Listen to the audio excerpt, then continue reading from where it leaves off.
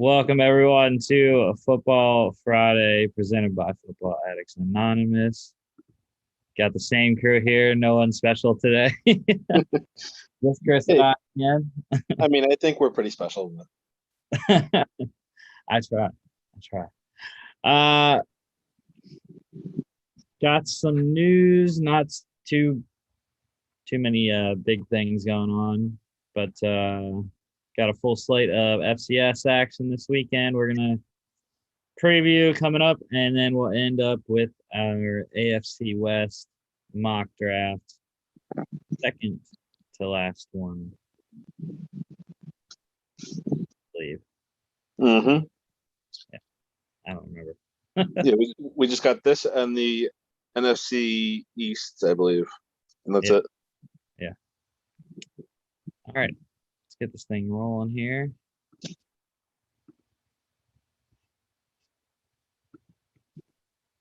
So we do have one piece of NCAA news here, and this one is probably bigger than any of the NFL news pieces. So the NCAA approved the one-time transfer waiver rule. So any athletes can transfer one time at no cost of sitting out a season, Hmm. uh, which is good. I mean, it makes sense. Yeah, I don't understand why they had that kind of rule in place in the first place. Because they didn't want what they're going to have now, which is free agency. Well, yeah, I guess, but still, I mean,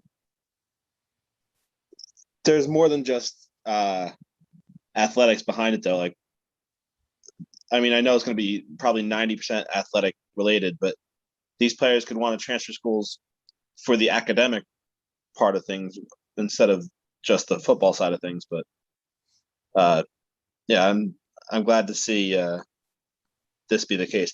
I just hope, kind of like you said, though, I hope it doesn't turn into like these like mega teams being created, and like unless it unless it uh, takes down Alabama, then I won't care as much. But if Alabama just gets more players now because of this, then yeah. Well, I mean, I don't think it's going to do that because you still have regular recruiting. But I saw a lot on Twitter today about that colleges are going to have to start hiring people now to deal with just transfers, and Mm-hmm. specifically transfer recruiting uh, at the JUCO level, the FBS, FCS level, as well as even the um, recruiting from prep schools and academies and that such. So yeah, I mean, there has been some schools that already have people that are in those kind of positions. I know I heard Ohio State and Alabama both mentioned in that category. So yeah, grad transfers still are staying the same. They were always you could transfer without sitting out a year when you're a grad student. So yeah, I think it's good. Mm-hmm. Um, all right. NFL news here. Start off with some random stuff. The Washington football team.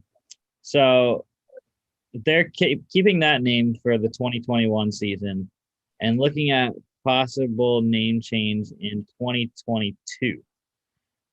Now they sent out a memo for their season ticket holders here with 30 names.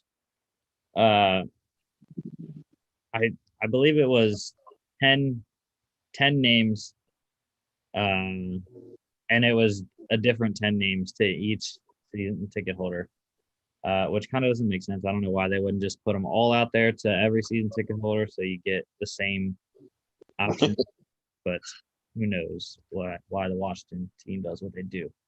Well, um, anyway, yeah, I don't know. But I mean, I know it's not a popular opinion, but I don't know. The whole Washington football team thing has kind of grown on me. Like I kind of like if they were to just keep it like that, but it probably won't end up being the case. But I mean, I know some other sports do it. Soccer comes to mind because a lot of the teams, they're like their location and then football club or whatever. Like there's the NYCFC up here in New York. So like I said, I kind of like the Washington football team, but I'm curious to see what it'll end up being in a couple years. Well, here are the names that they gave out alphabetically: aces, ambassadors, anchors, archers, armada, aviators, beacons, belters, brigade, commanders, defenders, demon cats, First City Football Club, FCFC, griffins, guardians, icons, majors, monarchs, pilots, presidents, razorbacks, red tails, red wolves, red hogs, renegades, riders, rising, royals, rubies, swifts, warriors, Washington D.C. Football Club, DCFC, wayfarers, wild hogs, 32 FC, W32. I didn't really understand that one. And then football team is also on the list. Mm-hmm.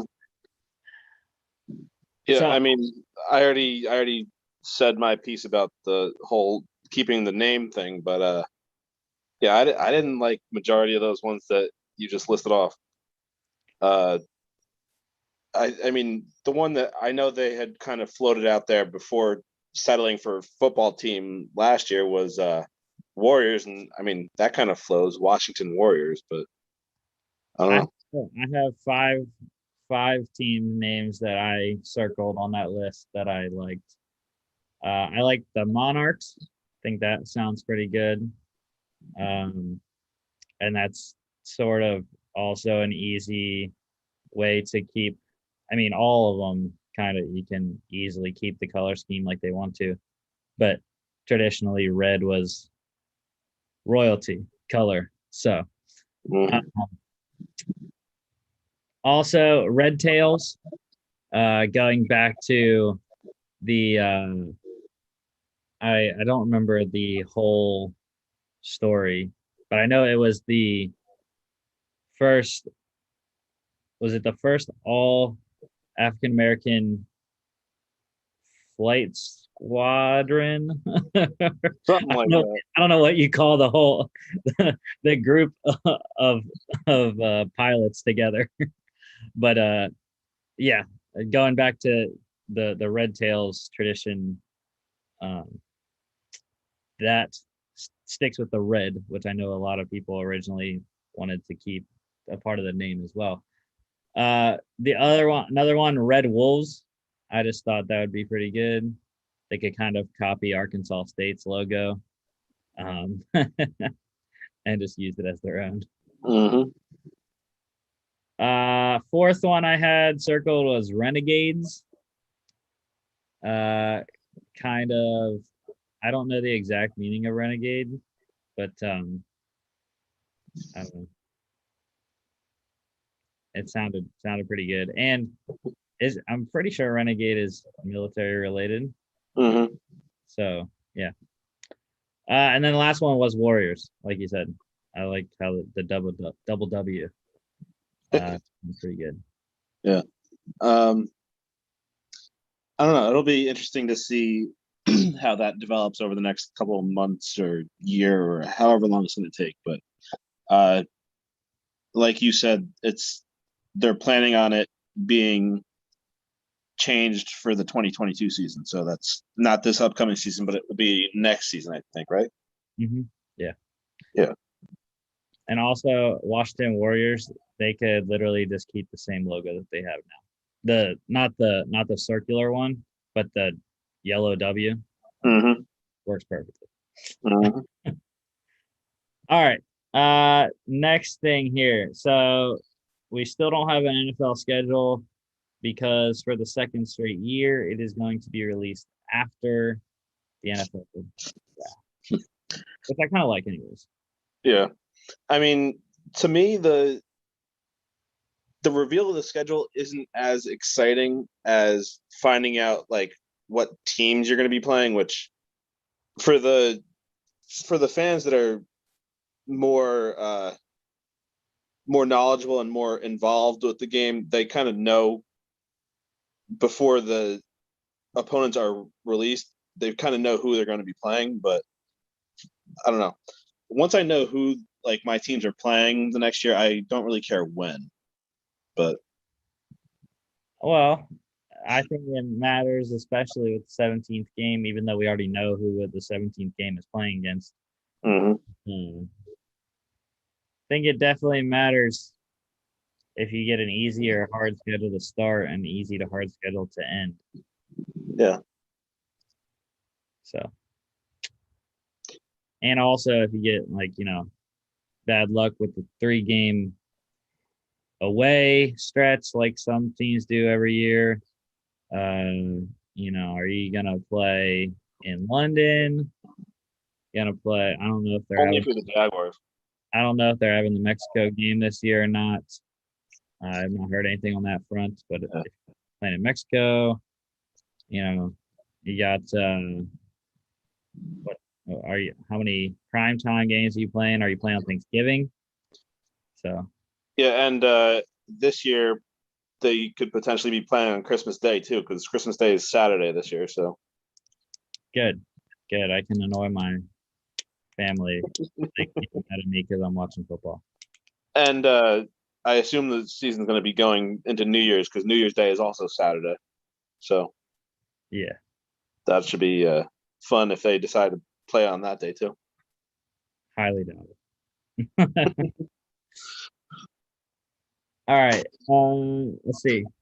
The Colts have not re-signed defensive end Justin Houston yet. They could.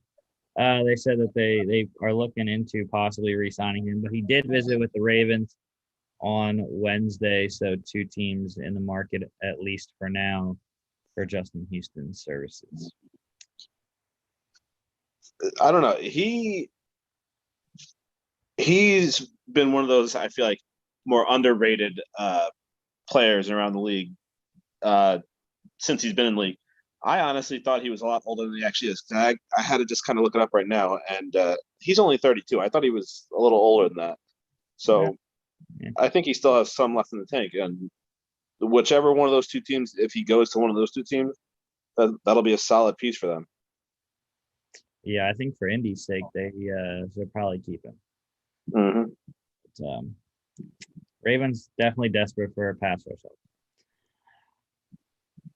The Patriots, their corner J.C. Jackson, he signed his 2nd-round restricted free agent tender today. $3.4 million for 2021 on that RFA tender there. Doesn't mean he's going to be on the Patriots this year. Teams can still trade for him. Since he signed it, though, teams can no longer put in offer sheets at the cost of a 2nd-round pick. They can now try to trade a lower round pick for him. So, I don't know. I mean, the secondary is one of the weaker spots on the Patriots, though. So I think as of right now, I think that they should keep him. But if they get a good offer, then I wouldn't be surprised to see him get shipped to another team. Yeah, well, there's also been intrigue about Stephon Gilmore being in the last year of his contract this year. So who knows? I would like to see the Cubs come back. That'd be great. Yeah. The Browns today, big name going on the market. They released defensive tackle Sheldon Richardson. do 12 million this year. Essentially, Jadeveon Clowney's salary replaced his, which we'll talk about Jadeveon Clowney in 30 seconds. Yeah, Sheldon Richardson. Obviously, he started with the Jets. He was drafted by the Jets, won Rookie of the Year with the Jets, and I was kind of mad that the Jets chose Muhammad Wilkerson over him, pretty much. And I think he's had a pretty solid career with the other teams that he's been with. I think it's Seattle, Minnesota, and Cleveland. There could be another team in there that I'm missing, but I think those are the teams that he's been with. But yeah, I don't think there's a spot on the Jets anymore for a defensive tackle, but if there was, I would totally want him on my team. Yeah, I'll be interested to see. I mean, he's definitely gonna have a market. I'll be interested to see how high the market goes on presumably a 1-year deal. I highly doubt he's gonna get multi-years at this point in the free agency. But the reason I said that is because, a return to Cleveland, I think, would not be out of the picture on a reduced salary. Yeah. If it goes low enough for the Browns' liking. Yeah, I mean, we've already been talking about it for weeks now, but the the Browns definitely do need defensive line help, even with the addition of Clowney and all that. But yeah, I could see him going back there if he is willing to take the pay cut. Also, not being released but waived. Both these guys cleared waivers today, actually. The Raiders waived defensive end Arden Key and defensive tackle Maurice Hurst. Former draft picks, former high draft picks. Mm-hmm. I believe Key was second round. Hurst was the third. Or I might have no. Hurst slid in that draft. I'm pretty sure. 5th round for Maurice Hurst out of Michigan. Yeah, Hurst was 5th round. Yeah. And Key was a 3rd rounder. Oh, okay, 3rd. But yeah, I mean, both these guys have underwhelmed.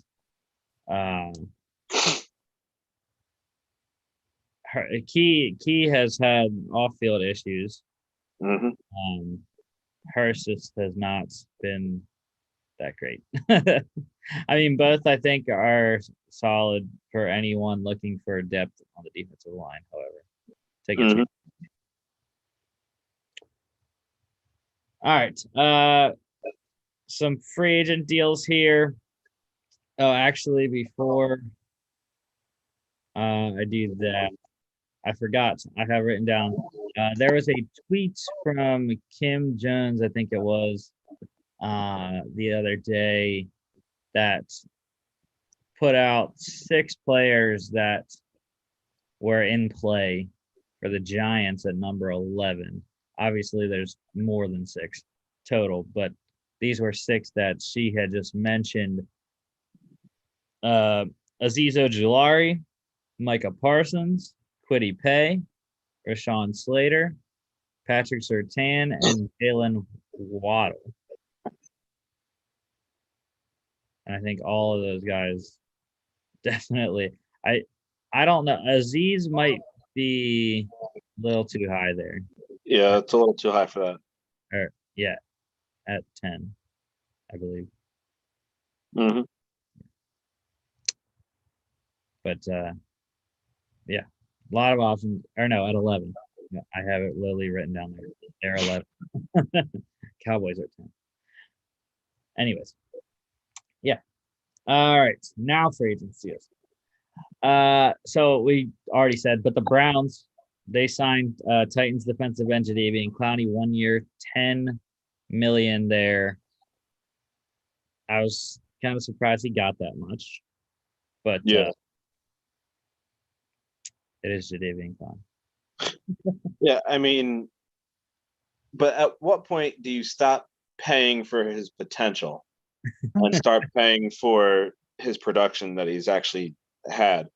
Because this is now his 4th team, I think, or is it his 5th?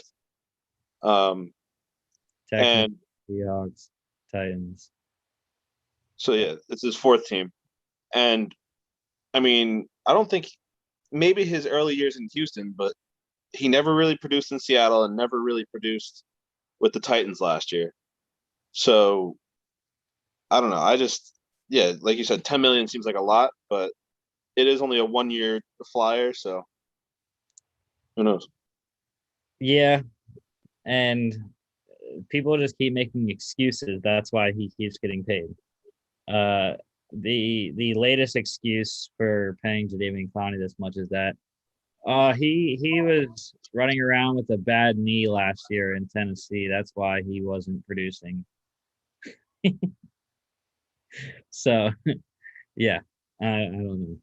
Maybe once he hits 30, he'll go down pay scale. Mhm. The Falcons, they have a new returner signing Bears returner Cordero Patterson, 1 year, $3 million there.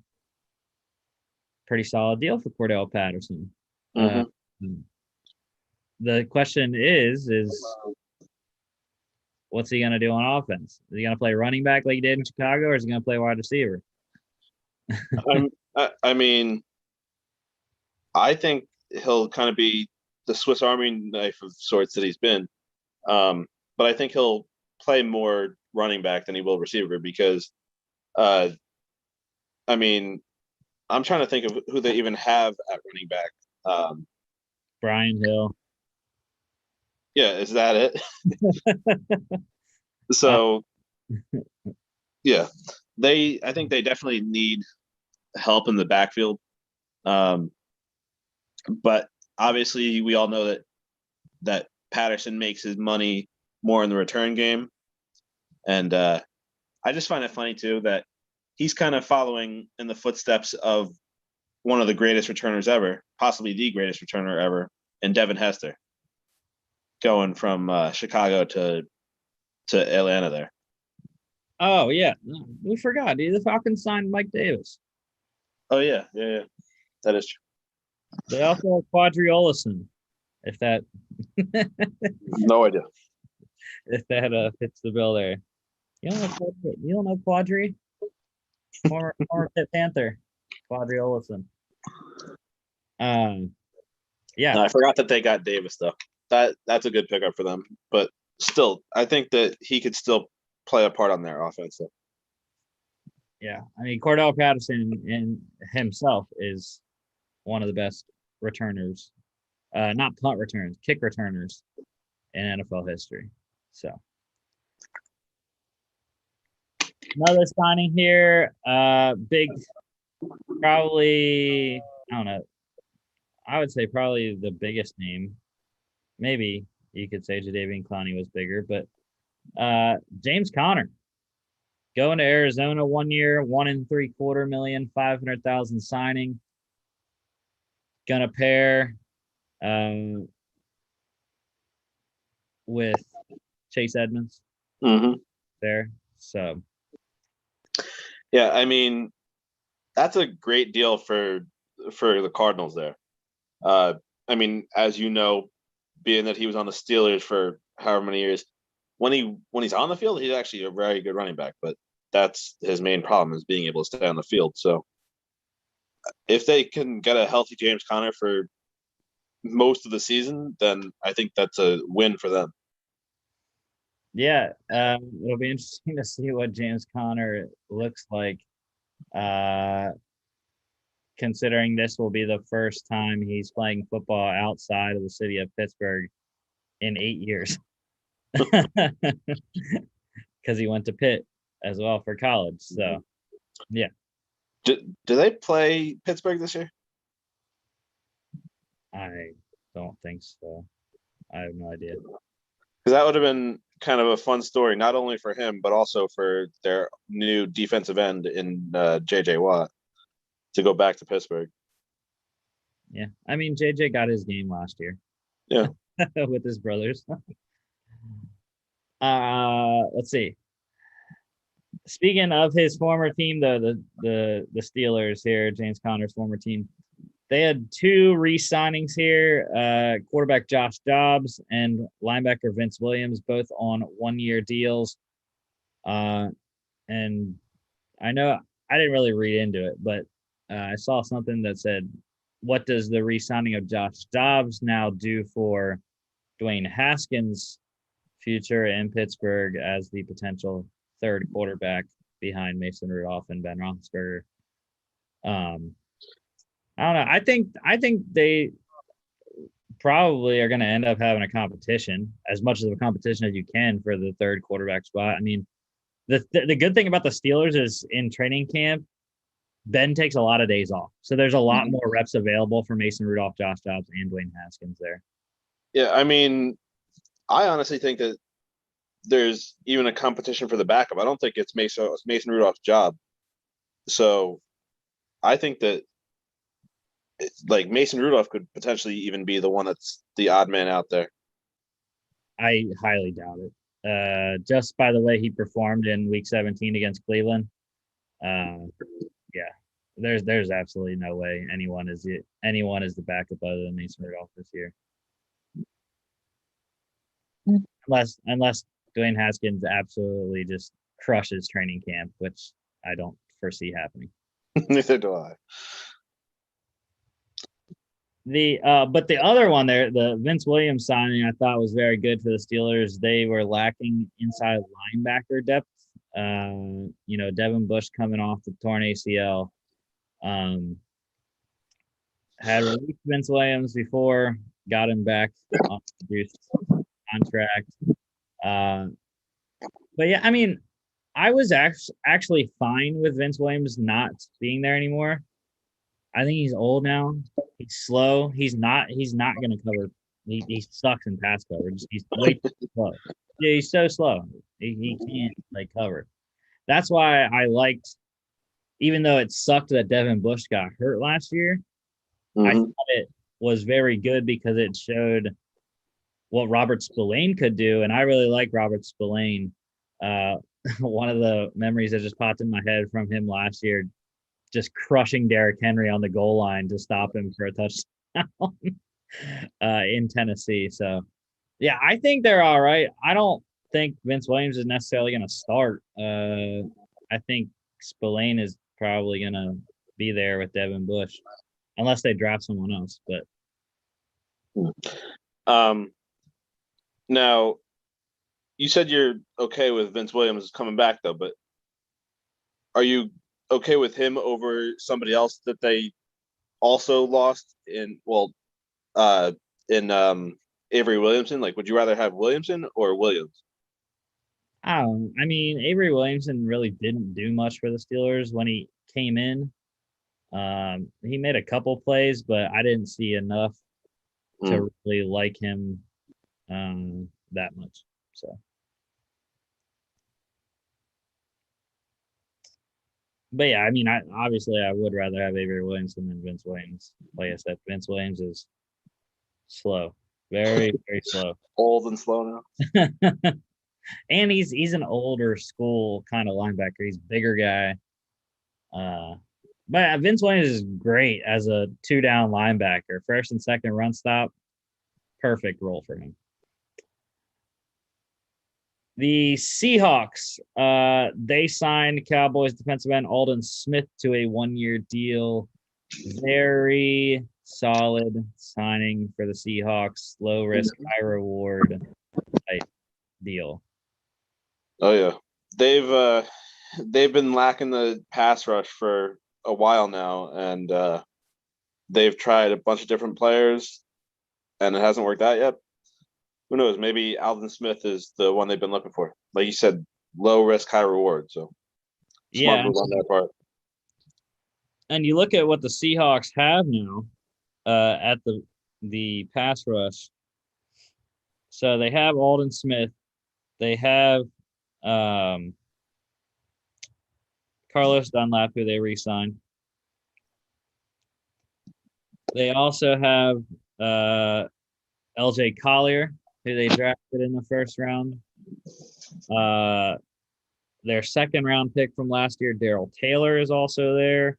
Signed Kerry Hyder who was a former Niner and Lion. Also have Benson Mayowa. So yeah, I mean the defensive end position is filled in pretty nicely for Seattle. I think they need to go after a D tackle though. I know they kind of like Al Woods, but I think you can upgrade him next to Puna Ford there in the middle. So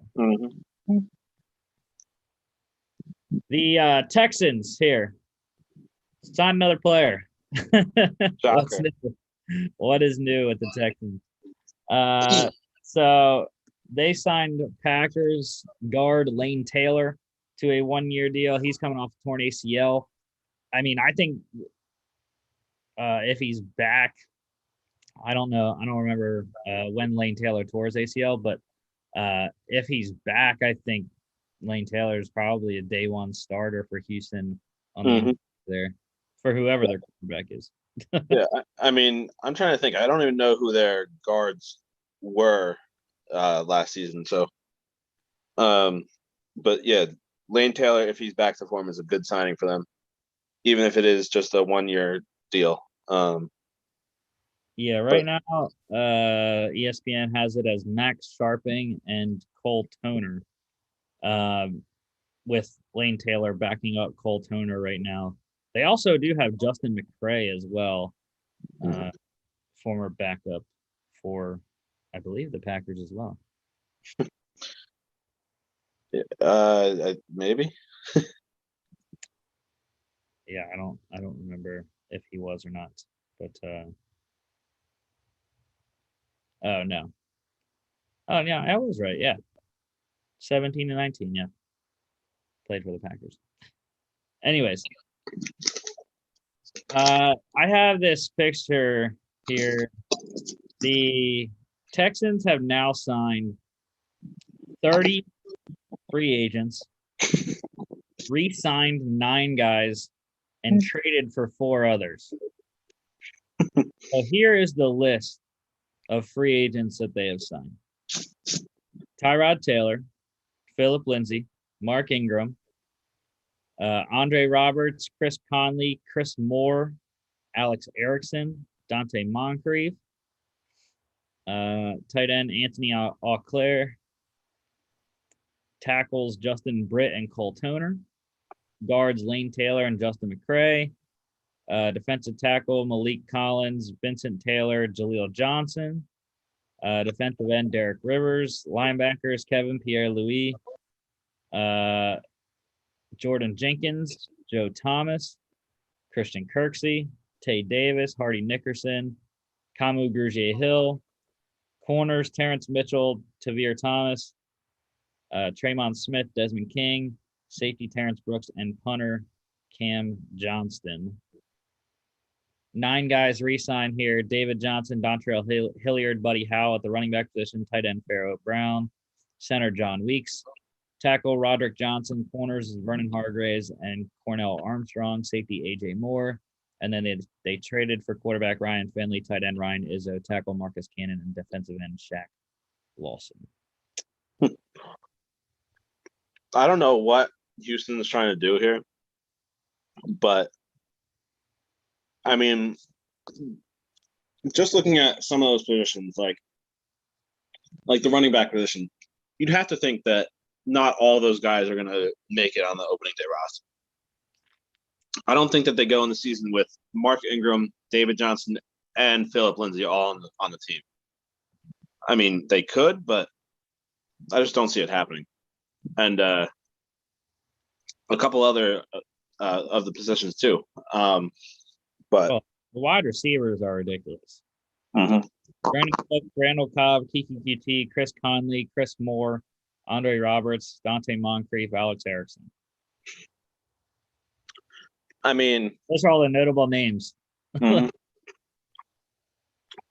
I mean, I don't know about the other guys, but I know Andre Roberts is a returner, so that gives him a little bit of an edge over the other guys. But yeah, they have a crowded room at most of the offensive positions. So whether it's Tyrod Taylor or Deshaun Watson or whoever else throwing them the ball, I think they'll have a good set of weapons to throw to and to hand the ball off to. Something that they've been lacking over the last couple of years. Yeah, definitely. Yeah, 42 guys acquired by Houston so far, or It's almost an entire roster. Kept with the 9 re-signings there. Other signings here, the Bucks, they re-signed corner Ross Cockrell. Played well for them. Not surprised. In a depth role there. They've been doing that all offseason, so I'm not surprised that they re-signed another one of their own. I'm sure my friend Jack and all Falcons fans will rejoice with this signing here. The Falcons signed Patriot safety Deron Harmon. Falcons had 0 safeties left after they let Keanu Neal and KZ didn't leave. It was Ricardo Allen. Yeah, that guy's leaving. So yeah, DeMonte KZ, I guess, is the only safety in Atlanta. Now Deron Harmon's there. So. And another Patriots defensive back, Jason McCourty here, possibly getting signed. He is going to visit the Giants today. Weekend sometime. Yeah. It looks like they're using Logan Ryan yet again to try to recruit another player. Because he has connections back with the Patriots with him. And yeah, they already signed Adoree Jackson earlier this season, which is another former teammate of Logan Ryan. And yeah, so that'll be an interesting secondary if they do end up signing McCourty. Well,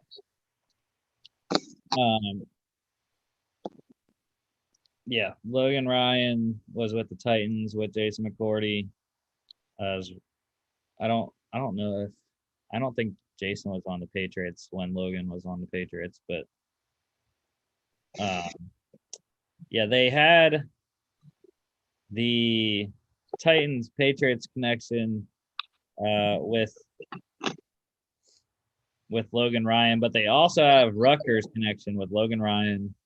And like you said, he was on the Titans with Adoree Jackson as well. So, and he also has a house in Jersey, so which makes sense. Okay, that is all the news for today. For right now, unless something breaks during the show. Yeah, like Deshaun Watson to whoever.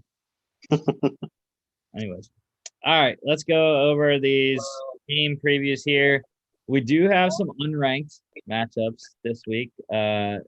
Wasn't as many ranked matchups. A lot of games have been canceled or postponed. A lot of teams just not playing this week, having an off week before the playoffs start next weekend. But yeah, the unranked matchups have conference championship implications, or could in the case of some of the conferences that I don't know how they're doing the conference champion, how they're awarding it. So anyway, we'll start off number 5, Sam Houston State, 13.5 at number 25, Incarnate Word here. This is the first leg of my parlay here. 5-teamer this weekend.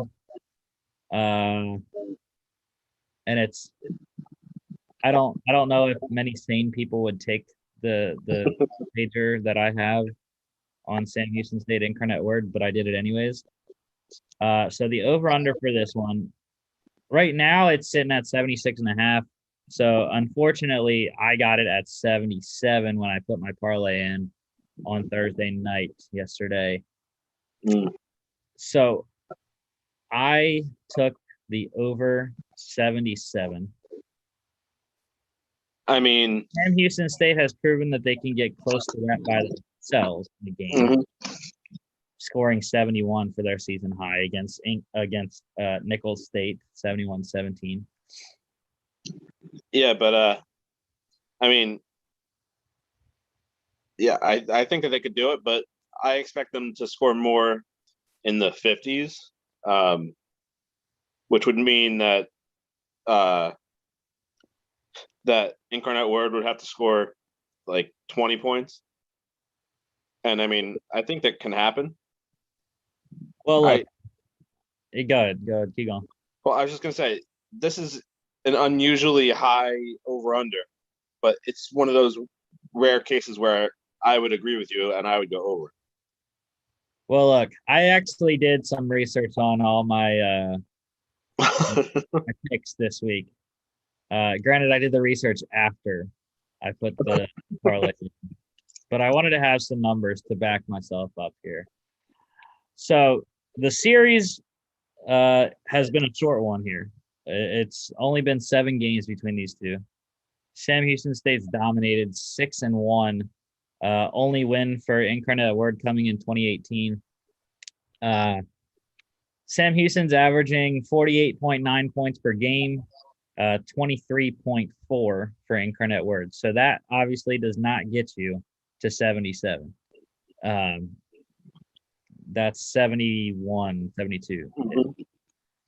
But what I will say will get you over 77 is how many points each team is scoring this season. Sam Houston State, 45.4 points per game over their first 5 games here. And what do you think? Incarnate Word is scoring more or less than them, Chris? I would think less, but probably not. They are not. They are scoring 47.6 points per game. And that's the thing. Incarnate Word has 2 losses, but they were both shootouts. Mhm.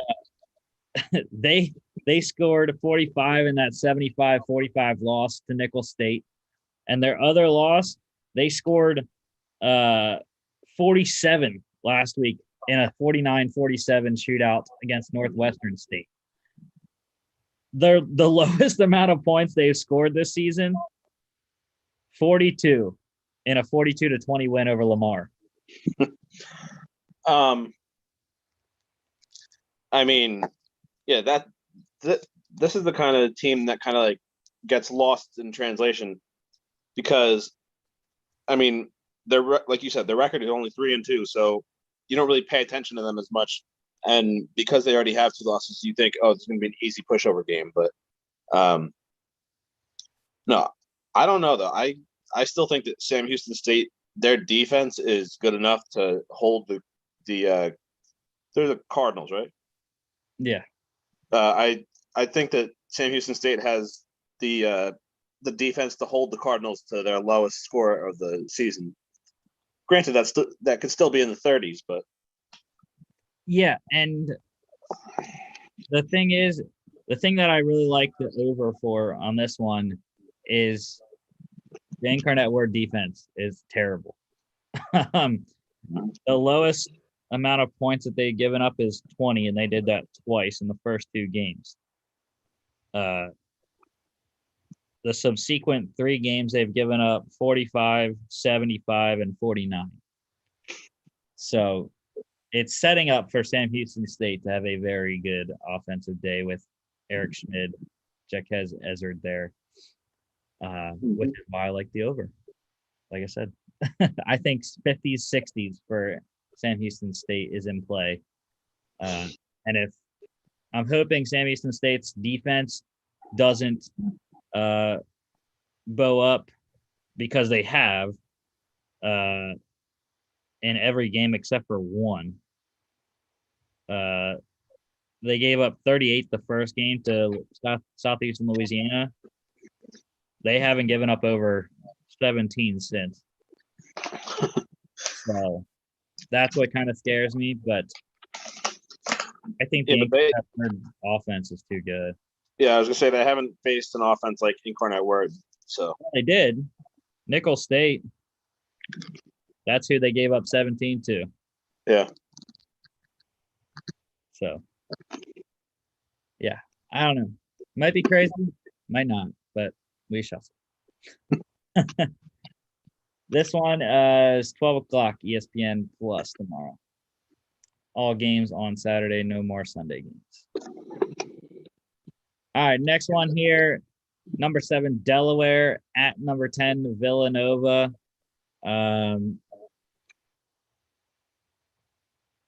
The Hens getting 6.5. And that is who I like in this game, actually. Mm-hmm. This is essentially, or no, this is not. This is essentially for the Colonial North Division title.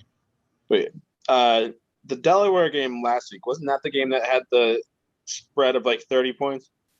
Yeah, Delaware State. And did they cover that? I can't remember. No, Delaware State. So I mean, yeah, I could see this being a close game. But yeah, even though it's at Villanova, I still think Delaware will come in, and I think they do cover with that touchdown. Yeah, and this is where the I guess you could say, well, I mean, I guess I already went crazy with the over 77 on the first game, but I have 2 over bets and 3 money line bets in my parlay this weekend. All 3 of the money lines are for teams that historically have a losing record in the series against the team that they're playing. So, Villanova leads the series 31-21-1. In their last 10 games, they are averaging 37.2 points per game against Delaware. Delaware, on the other hand, 23.5 points per game in the last 10 against the Wildcats. But this season here, 32.3 points for Nova in their 3 games, 34 points for Delaware in their 4 games, so very close offensively. The hardest part about this, Delaware is on a 9-game losing streak against Villanova. They haven't won since 2011. I mean, that's got to change sometime. Yeah. And I just think Villanova's games have not – they're 2-1, but they should not really be. They only really won 1 game, in my opinion, when they blew out Maine on April 3rd. Their first 2 games of the season, a 3-point win over Stony Brook, who is not good. Then they lose in overtime the next week to Rhode Island, who is so-so. Mm-hmm. But, yeah, I just think Delaware has been crushing everyone. 37-0 over Maine, 31-3 over Stony Brook, 35-21 over Rhode Island, 34-14 last week against Delaware State. I just think they're too good. Defense is going to hold Nova, and we're going to get the Hens win in their first game since 2011. Yeah, I think that'll happen too. And I think they'll cover, even though I don't have that in a bet. But I do think they can cover that. Yeah, you think they win by a touchdown? Probably. Maybe I would – the farthest I would stretch it would be to 10. Over-under is 56. Now, I already said Delaware, they're scoring about 34 points. Nova, I don't like their average of 32.3 because they scored 44 against Maine and 37 against Rhode Island in 2 of their games. So who actually knows what Villanova is or isn't? Mm-hmm. But I would say it gets over just barely. Yeah, I mean, I don't know. I was thinking the opposite. I mean, the over-under right now is 56, and that's exactly 8 touchdowns. So, yeah, I don't know. I don't know. I don't know if these 2 teams can combine for 8 touchdowns. So I think it would be just under. I think they might get 7 total touchdowns. I think they're going to score 9. 35-28, Delaware wins and covers. All right. That one is at 1 p.m. Next one here is weird. I don't know when they scheduled this game, but it's a non-conference game, ranked matchup here. Number 17, Southeastern Louisiana at number 18, Southern Illinois. Southland, I believe, for Sela here. I'm pretty sure that's the conference they're in. Yeah. Yeah. Southland versus Missouri Valley.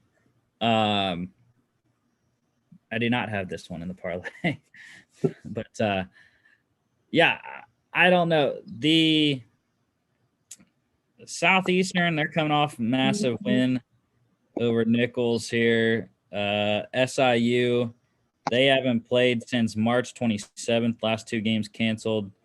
So maybe that's why they wanted this game in case they do get in the playoffs, which I'm not sure if they will or not. With only, what do we say, six at large?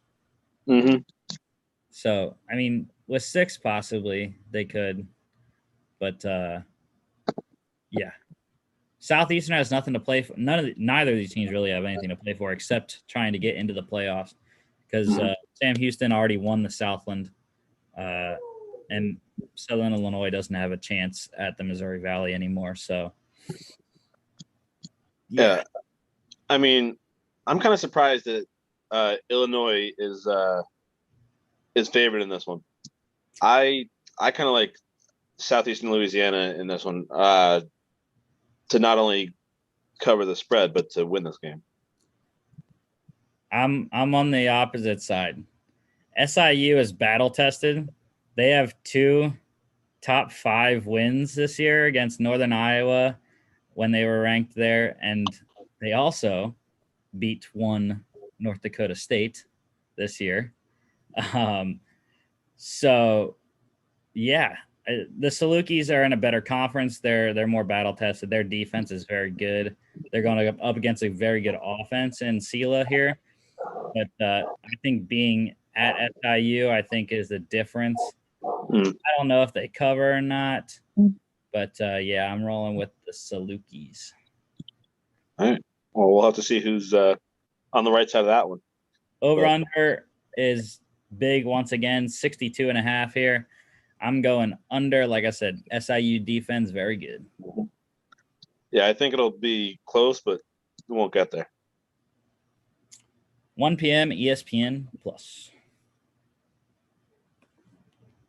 Mercer, number 23, Mercer at Samford. I was very surprised Samford is favored this one.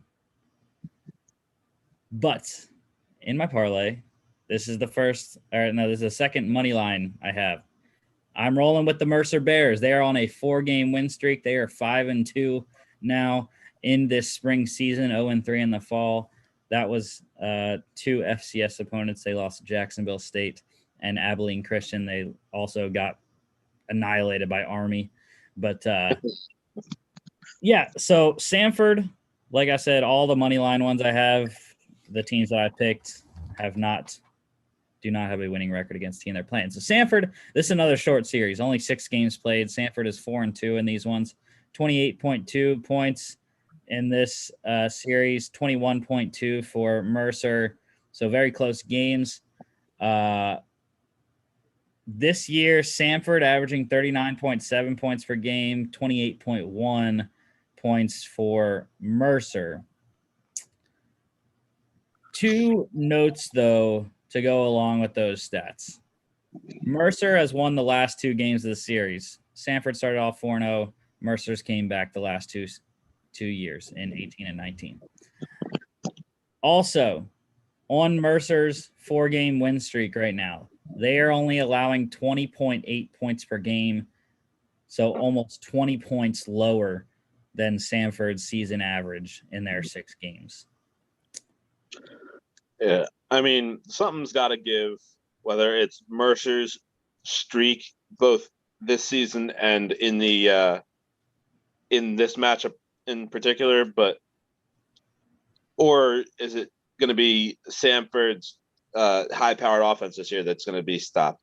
I mean, I don't know. I kind of agree with you. I think that Mercer's on a roll this year, and like you said, with their history, Mercer's got the more recent history in their favor. So yeah, I think that I would go with Mercer here too. Yeah, I never thought in a million years I would be rolling with Mercer against anyone. But it is the 2021 FCS spring season. So yeah. Over under another big one, 65.5. We already said that Samford rolling about 40 points per game.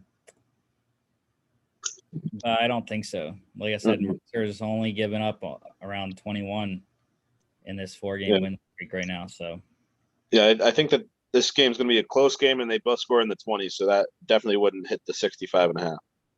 28-21, Mercer, go Bears. All right, that one also 1 p.m. ESPN Plus. So now let's get to an intriguing matchup. First one, unranked here. 0-4 Stetson at Davidson. So the implications for this one here, this one and the next game that we'll get to. This for the Pioneer Football League here, Davidson and San Diego both tied at 4-1. So one team, obviously, one team wins, one team loses. But Davidson does already have the tiebreaker. They beat San Diego, so they win. They win the Pioneer. They lose, San Diego wins. San Diego wins the Pioneer. Don't have a lot of stats on this one. I expect Davidson to win. I believe they're the Bobcats just by looking at the picture. Not exactly sure. I do know, though, Stetson has an interesting mascot. They are the Stetson Hatters. Oh, it makes sense now. So, yeah. I mean, they do have a couple logos where it's like a cowboy-looking guy. But, yeah, they're called the Hatters. Stetson, they already lost to Davidson once this year, 26-20. That was their closest game of the season. Week 1, March 13th, about a month ago. So, no, Davidson is the Wildcats. Okay. That, I mean, I wanted to say that at first, but I was like, every team is the Wildcats, though. So that's why I went with Bobcats instead. And I thought they were maybe more creative with their mascot. Yeah, no, they have an actual mascot, and his name is Willie Wildcat. So a live mascot? Yeah. Yes. Another live mascot. We talked about that the other day. All right. Yeah, I have no inkling that Stetson's going to win this game. So kind of surprised the spread's a little lower than I thought. I thought it would be double digits, but I guess they're banking back on that first game where it was only a 6-point deficit.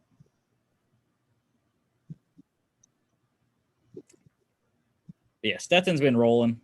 Actually, no, not really. They've played close every single game except one. Presbyterian, they beat 41-24. But every other game, it's been within 6. Yeah.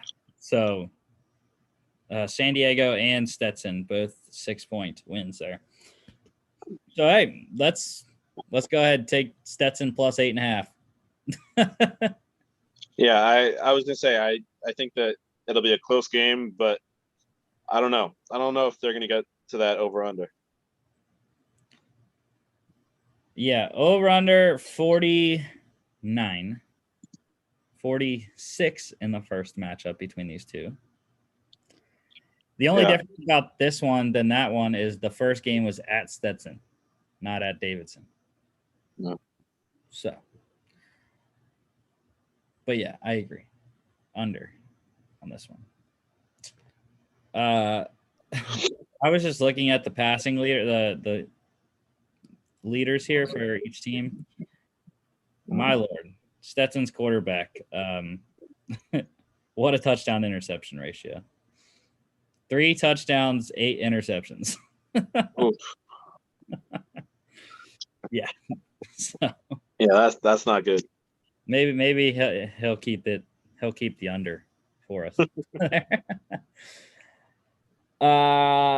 1 p.m. tomorrow. Next one, like I said, also implications. San Diego has to win. They need a Davidson loss. San Diego, they have an interesting mascot as well. They are the Toreros. So think like bull guy with the flag. That's what a torero is. Mm-hmm. And I don't know why I'm blanking on the Valpo mascot. It is the what is the guys that went on the Crusaders? Mm-hmm. Is it? Yep. Yeah. I knew it. I had it in my mind. I was like, it's the guys that went on they rode the horses with the holy crusades. Anyways, yeah. San Diego here. They've been putting up some points. Other than their first game, they put up over 24 plus in each of their other 4 games there. And capping off at 34-10 win against Stetson. Valpo, on the other hand, here, they've been up and down. Haven't scored more than 28. That was only once in a 3-point win over Butler. But yeah, they went 24 down to 6, up to 28, down to 10, and then up to 24 last week. So they played some close ones. They played some low-scoring ones, some mid-range scoring ones. But I would expect San Diego to win, even on the road. Yeah. But I don't think that the game's going to matter, though, because, like we said, that Davidson's probably going to win their game, so then this one won't really matter for anything. Yeah, and my lord, San Diego's quarterback, I don't know if they play spread or not.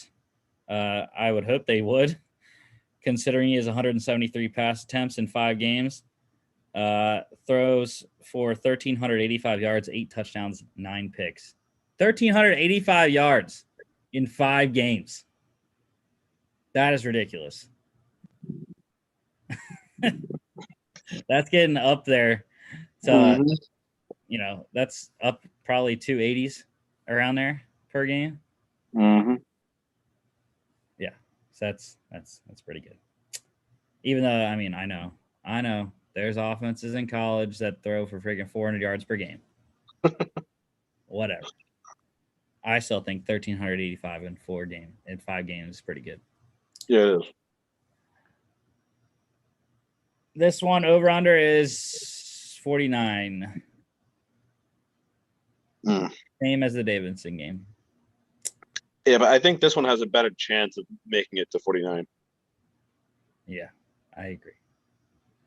But the issue is what Valpo team do we get? Do we get the one that's going to score 10 and 6 points in their 2 low scoring games, or do we get the other 3 games where they scored in the 20s? Technically, if you want to play the trends, you should take the under, because this means that this is the game that Valpo comes back to earth and doesn't score much. So yeah.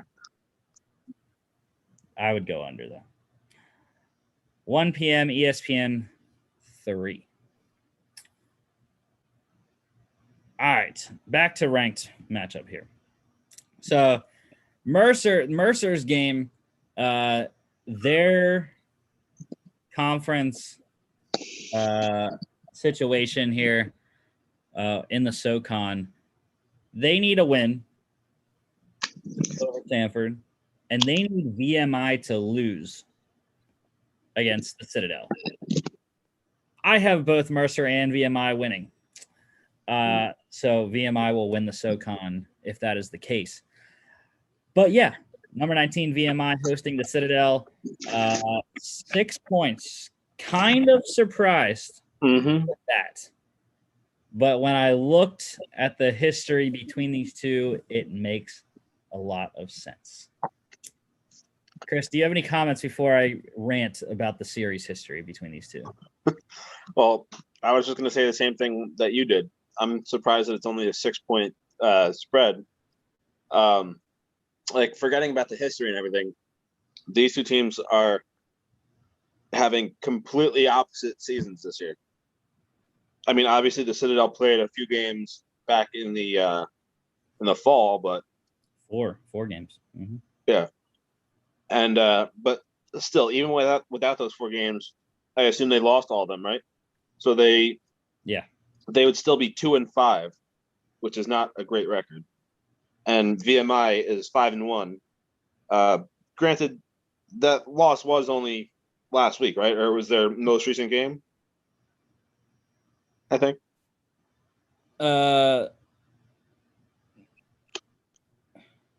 Yeah, it was 2 weeks ago. Yeah, East Tennessee State. Yeah, so even though that is their most recent game, I still think that VMI should have a larger lead than 6 points in this. Yeah. The history is not pretty for VMI against the Citadel. So, 17-game history here between these two. Citadel is 14-3. 31.7 points per game in the last 9 between these two for the Citadel, 19.6 for VMI. Now this season, 21.1 points per game for the Citadel here, 29.8 for the Keydets of VMI. VMI did win the last meeting between these two in 2019, 34-21, and that was at the Citadel. But prior to that, they hadn't won against the Citadel since 2002. That was 2 of their wins in the series there. Like I said, VMI, they're having a fantastic season, the best season I've ever known from VMI, because they usually are absolutely terrible. That is why the Citadel has 14-3. I mean, granted, the Citadel used to be, relatively good in the 2000s as far as my general FCS knowledge goes. But VMI,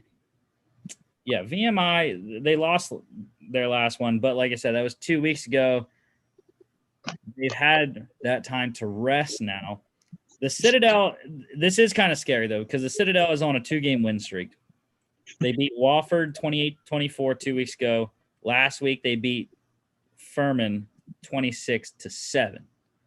Obviously, we know both those teams aren't top-tier teams, but they are still mid of the pack.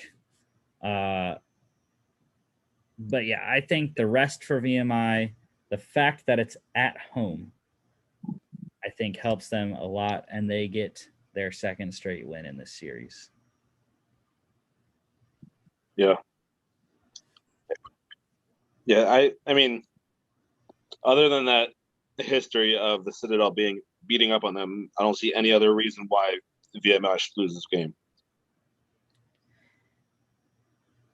Over-under for this one is 51, which tracks almost exactly to the amount of points that each are scoring, 21.1 and 29.8. That is 50.9. So, yeah, it's going to – I don't know if it actually is going to be close or not. I mean, it all depends too. Like obviously recent history in the last however many weeks, VMI is on a losing streak. Technically, they lost their most recent game, and you said the Citadel has won their most recent 2 games. So if VMI plays the way that they did in their last game, then I don't see them scoring a lot of points. And if Citadel does play the way that they have been, I think they do score a good amount of points. But I don't know. I think I would feel safer going with the under here. Yeah, I just am not going to touch it. 28 and 26 points for Citadel in their 2-game win streak. That loss against ETSU, VMI had 20 points. But the 51 points also tracks nicely with the combined average in the last 9 games in this series. Combined, it's 51.3. Literally right on that. So yeah, not gonna give a call either way on that one. Yeah. So the people that set these over-unders and stuff must really do their research beforehand, because there's no way that was a coincidence. Yeah, Vegas knows what they're talking about, especially when they have, the Cubs plus 1.5 when they're going to lose by 3. With 1 out, none on in the bottom of the 9th. Great. Wonderful. Oh, we do have 1 on. That's cool. Not that it's going to matter. All I need is 2 runs, dude. Like, just who is up right now? I don't even know. I don't know who the second guy is for Chicago. Well, oh, dude, Wilson Contreras. He already hit a solo home run today. Let's go 2-run home run, and then Atlanta can end the game. That gets it within 1 run. Cover plus 1.5. We're good to go there. I just need another one, dude. Just please. Give me. The only issue is he's facing, or no, that's not. Never mind. I thought that was a different pitcher. Never mind. Will Smith. But yeah. All right, next one here. This is the second game of the week.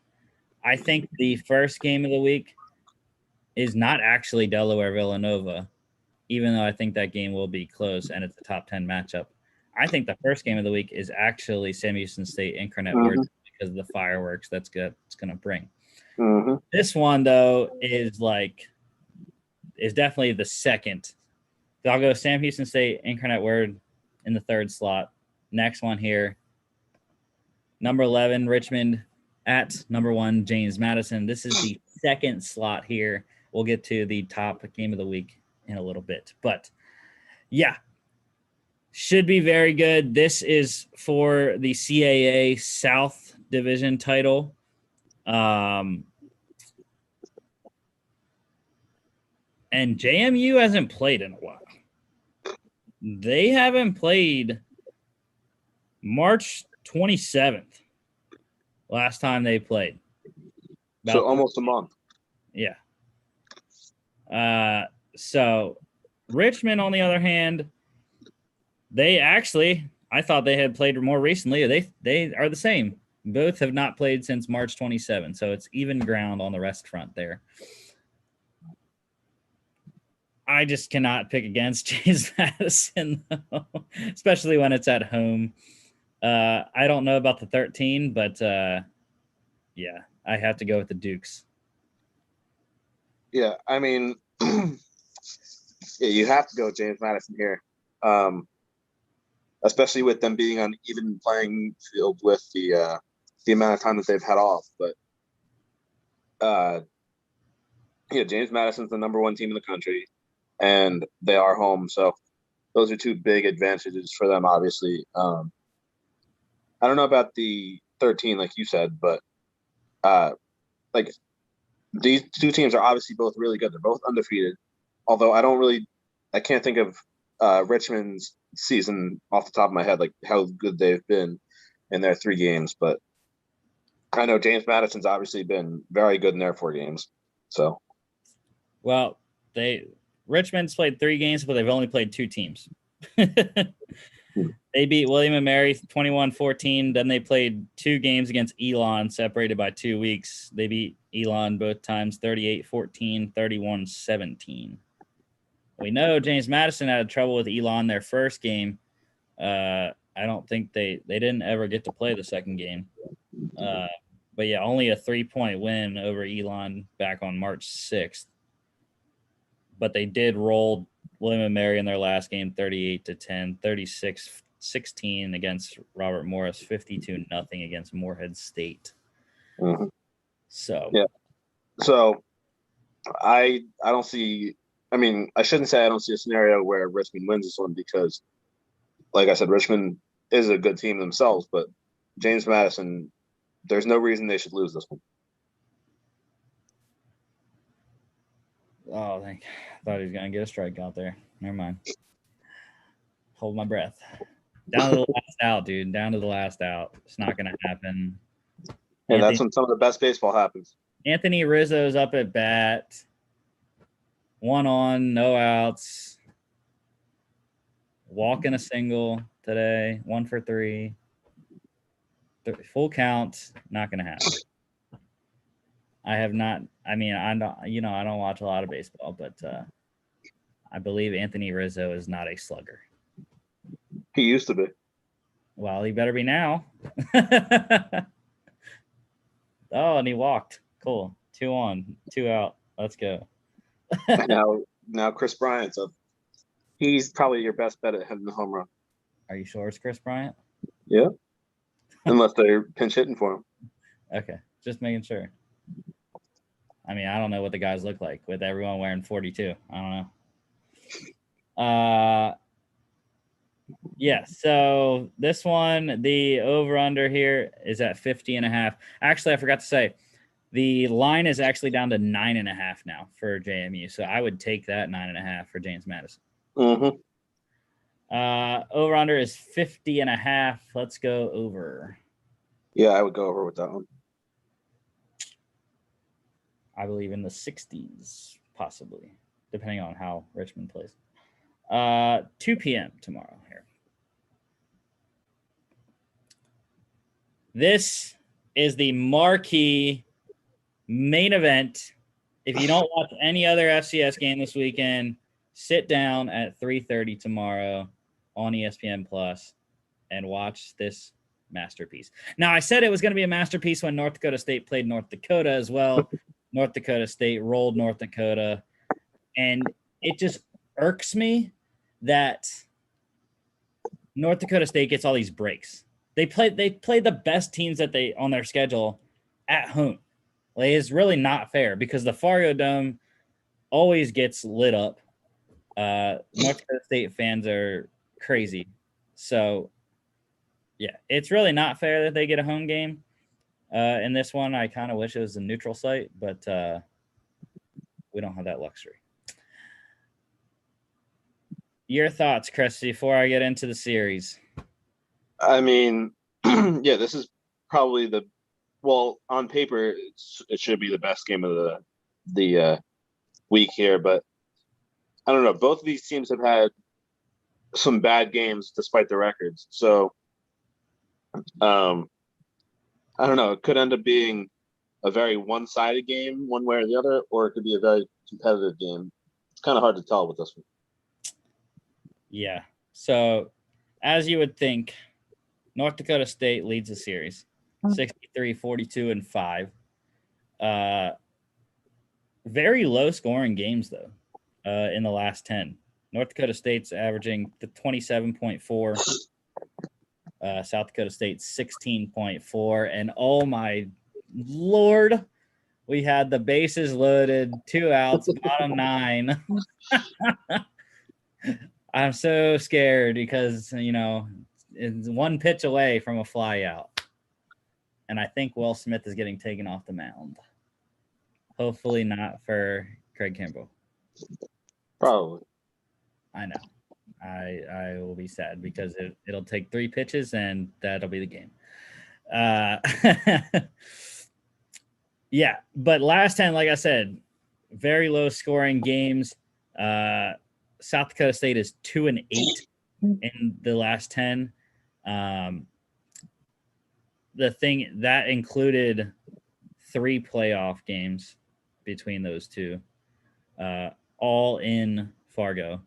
Obviously, North Dakota State's been the number 1 team in the playoffs the last million years. This year, though, South Dakota State has the higher scoring offense, 29.8 points. North Dakota State, 23.7. And this is not who I want up at the plate right now, though. Yeah. Jock Peterson? Yeah, right? Like, come on, bro. Can he get a double, though? He's 1 for 4 today. He could. He's still wearing the sunglasses when the shades are coming. Like the field is it's almost all covered shade right now. You cannot see much sun there. I don't know. He's still wearing the glasses, and he started 2-0, so it's a good start. Hopefully, he walks one, and then I don't know who the 6 is that we can get a hit off of, but who knows? Javier Baez is next, so that would be a good guy to have a. Hope Jock hits a double. 2 RBI double or 2 RBI single. So anything that 2 RBIs. I wanted that one. But South Dakota State's last win here came in 2017, 33-21. Their last win in Fargo was the year before in 2016. That was a 1917 win. Yeah. I mean, like I said before, this matchup's kind of hard to predict. Obviously, there's the 2-point spread there for North Dakota State, but you and I have both said all season how bad the quarterback play has been for North Dakota State. So I honestly wouldn't be surprised if South Dakota State ends up winning this one. Yeah, I really want to pick South Dakota State because of my guy Mark Gronowski, the Yankee brothers, and Pierre Strong there. Hunter Lukey has been just destroying people on the ground for North Dakota State. That's why they've been winning, not because of Zeb Noland. So I think what I think will happen is that North Dakota State will win. What I picked to happen I took the over 44.5. It is still there at 44.5. So, yeah, even though, the history puts it at 43.8. So a little under that. And my Lord, bases loaded, 2 outs. Jock Peterson strikes out. Great. Lost all my bets. But yeah, with how the 2 offenses are going right now, I think North Dakota State's kind of finally figured it out a little bit and have been scoring more than they were in the beginning of the season. So, yeah, I think they'll both score in the 20s. It'll be a close game. Hopefully South Dakota State wins. But like I said, I think North Dakota State will eventually win. All right. 3:30 ESPN Plus, like I said.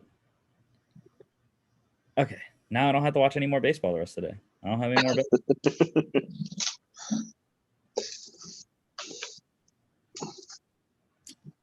All right, next one here. Prairie View A&M at Arkansas Pine Bluff, 2 teams we have not talked about this year. So, implications for this is the SWAC, Southwestern Athletic Conference. This is for the Western Division. Both teams undefeated, 3-0, 2-0. So, yeah, Prairie View A&M Panthers, Pine Bluff Golden Lions. Prairie View in their 2 games here, they haven't played since March 13th. They beat Texas Southern 20-19 and Grambling State 17-10. Arkansas Pine Bluff, they've played more recent, April 3rd, 2 weeks ago. Their wins have came 33-30 over Southern, 48-21 over Grambling State, 24-17 over Mississippi Valley State.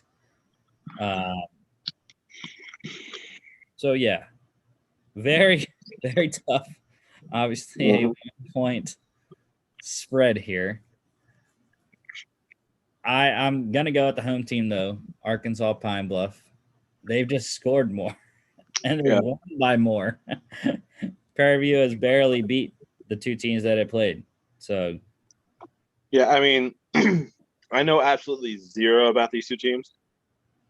So I would have to go for Arkansas just based on the fact that they're home and they're the favorite, even if it is only by 1 point. 4 total points is what Prairie View A&M has combined in their 2 wins. 4 total point margin.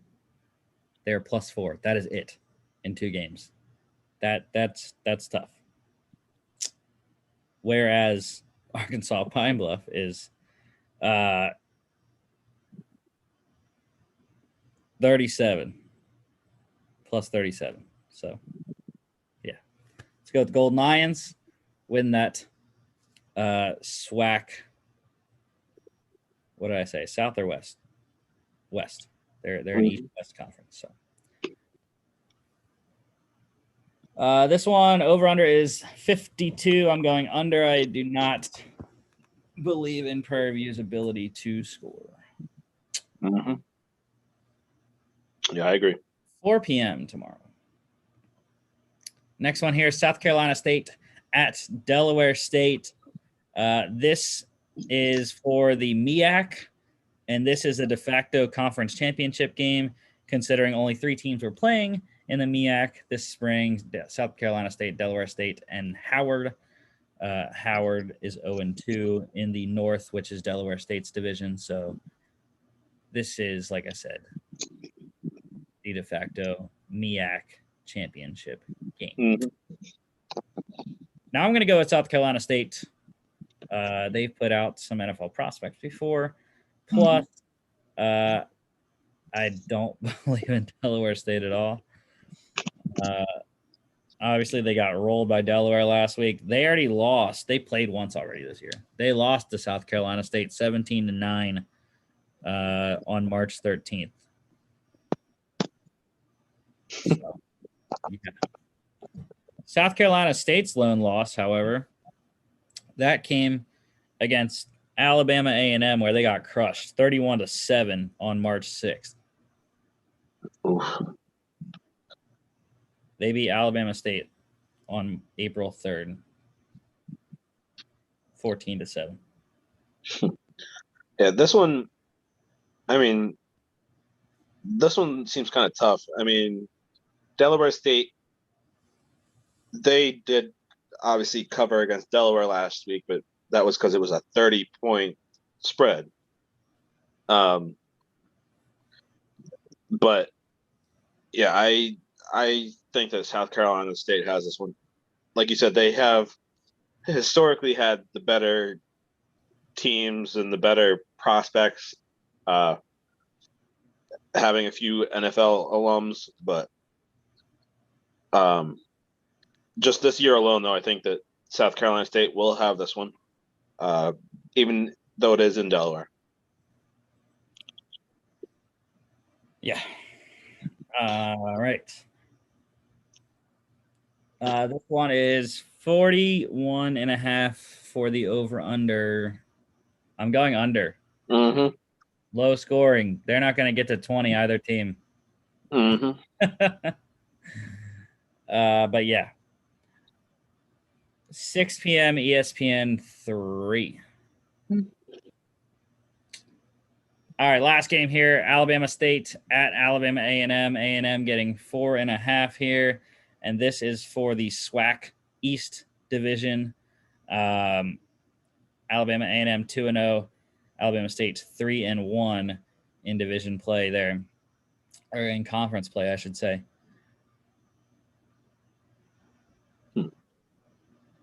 I mean, this doesn't have anything to do with like the product on the field or whatever, but I think A&M's logo is pretty cool.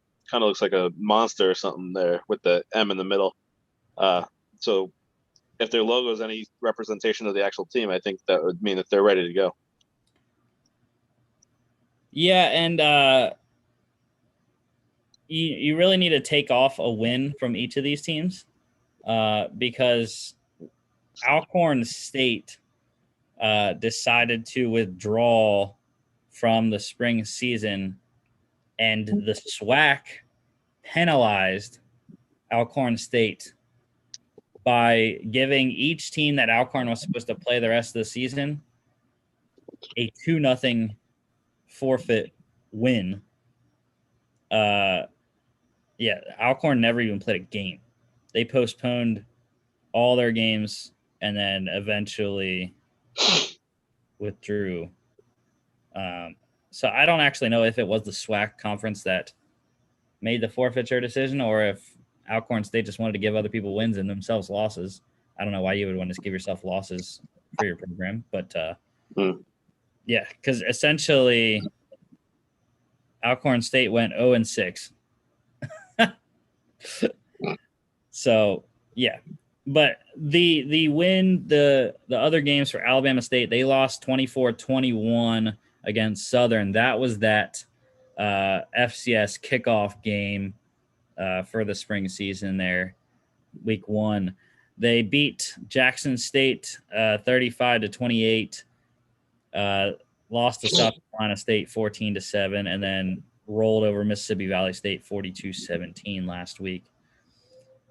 A&M's games, March 6th, they rolled out South Carolina State 31-7, and then they beat Jackson State in a barn burner 52-43 last week. So both these teams do have, or no, Alabama State doesn't have another game.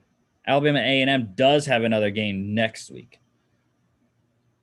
So just looking at the standings, if I don't know what would happen if it's a tie, because Alabama State can go to 4 or no, yeah.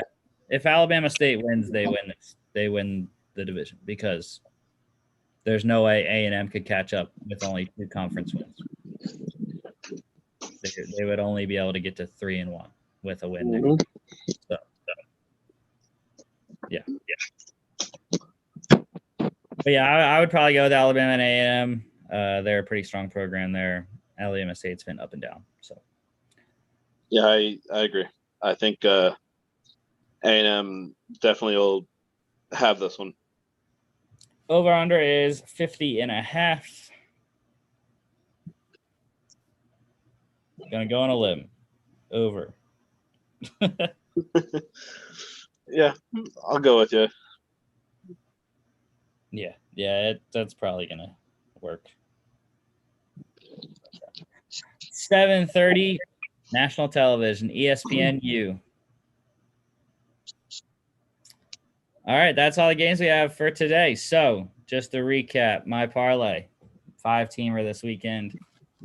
We have over 77 in the Sam Houston State Incarnate Word game. Delaware money line at number 10 Villanova. Mercer money line at Samford. VMI money line hosting the Citadel, and then over 44.5 in the South Dakota State North Dakota State game. So do with that what you will. Let's pray I hit one before the playoffs start. All right. AFC West mock draft time here. I have my Tim Tebow Broncos jersey on, so we got that rolling. They pick first in the division, 9th overall. They also have number 40 and 71. Chargers getting 13th. They have 47 in the second, 77 and 97 in the third. Raiders getting 17th overall. Second is 49th, and then 2/3 at 79th and 80th back to back.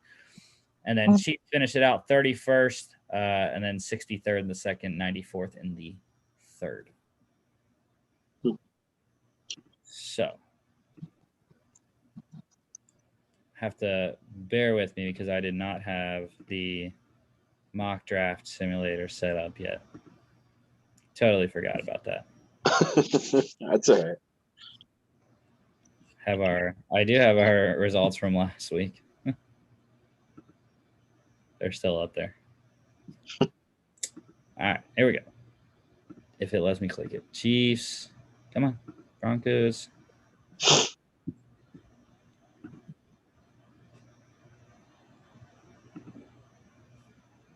Yeah. Chiefs, Broncos. Raiders right next to your thing, It's like, why am I blanking? and the Chargers next to the Chiefs. There you go. Brain fart. All right. Let's see. Trevor Lawrence, Zach Wilson, Justin Fields, Trey Lance, Penei Sewell, Kyle Pitts, Jamar Chase, Rashawn Slater. So this is, I think out of all the mocks we've had, this is the most normal one from a rumor mill perspective that we all thought was going to happen. I mean, I do see Trey Lance or Justin Fields going there at number 4, but I don't think it's going to be the Falcons. I honestly, in the real world, I can see, even if it's on draft night, I could see the first team we're picking for here moving up to 4 for them. Yeah. But well, we'll have to see there. Since we can't do that, we got to pick something else. Well, so they have quarterback as the first need. I don't think quarterback's necessarily first need. Mac Jones is there. He is available. This is true. Do we want to go that route, though? No, I think one of those other quarterbacks that's already off the board would fit better here with the Broncos. So, or we could do what we've been doing and get Kyle Trask in the 2nd or 3rd round there. So I think we pass on Mac Jones here. All right.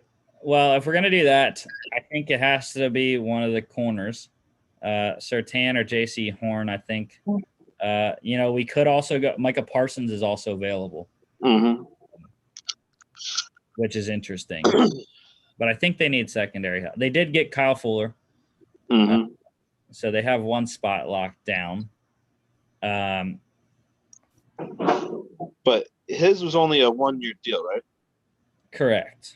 So it's not like they have anything long term. And I think that even though it says linebacker is a bigger need for them, I would go corner here because I think that Surtain is probably the best of all the corners and linebackers at this position right now. Yeah, so corners, Kyle Fuller, Ronald Darby, Bryce Callahan are their top 3.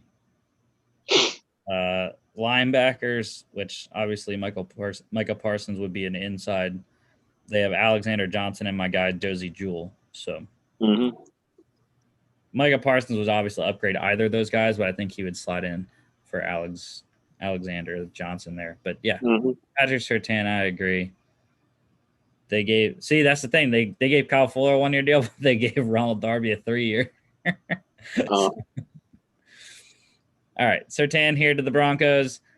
Cowboys take J.C. Horn, Jalen Waddle for the Eagles, Jalen Waddle to the Giants, Greg Newsome to the Eagles.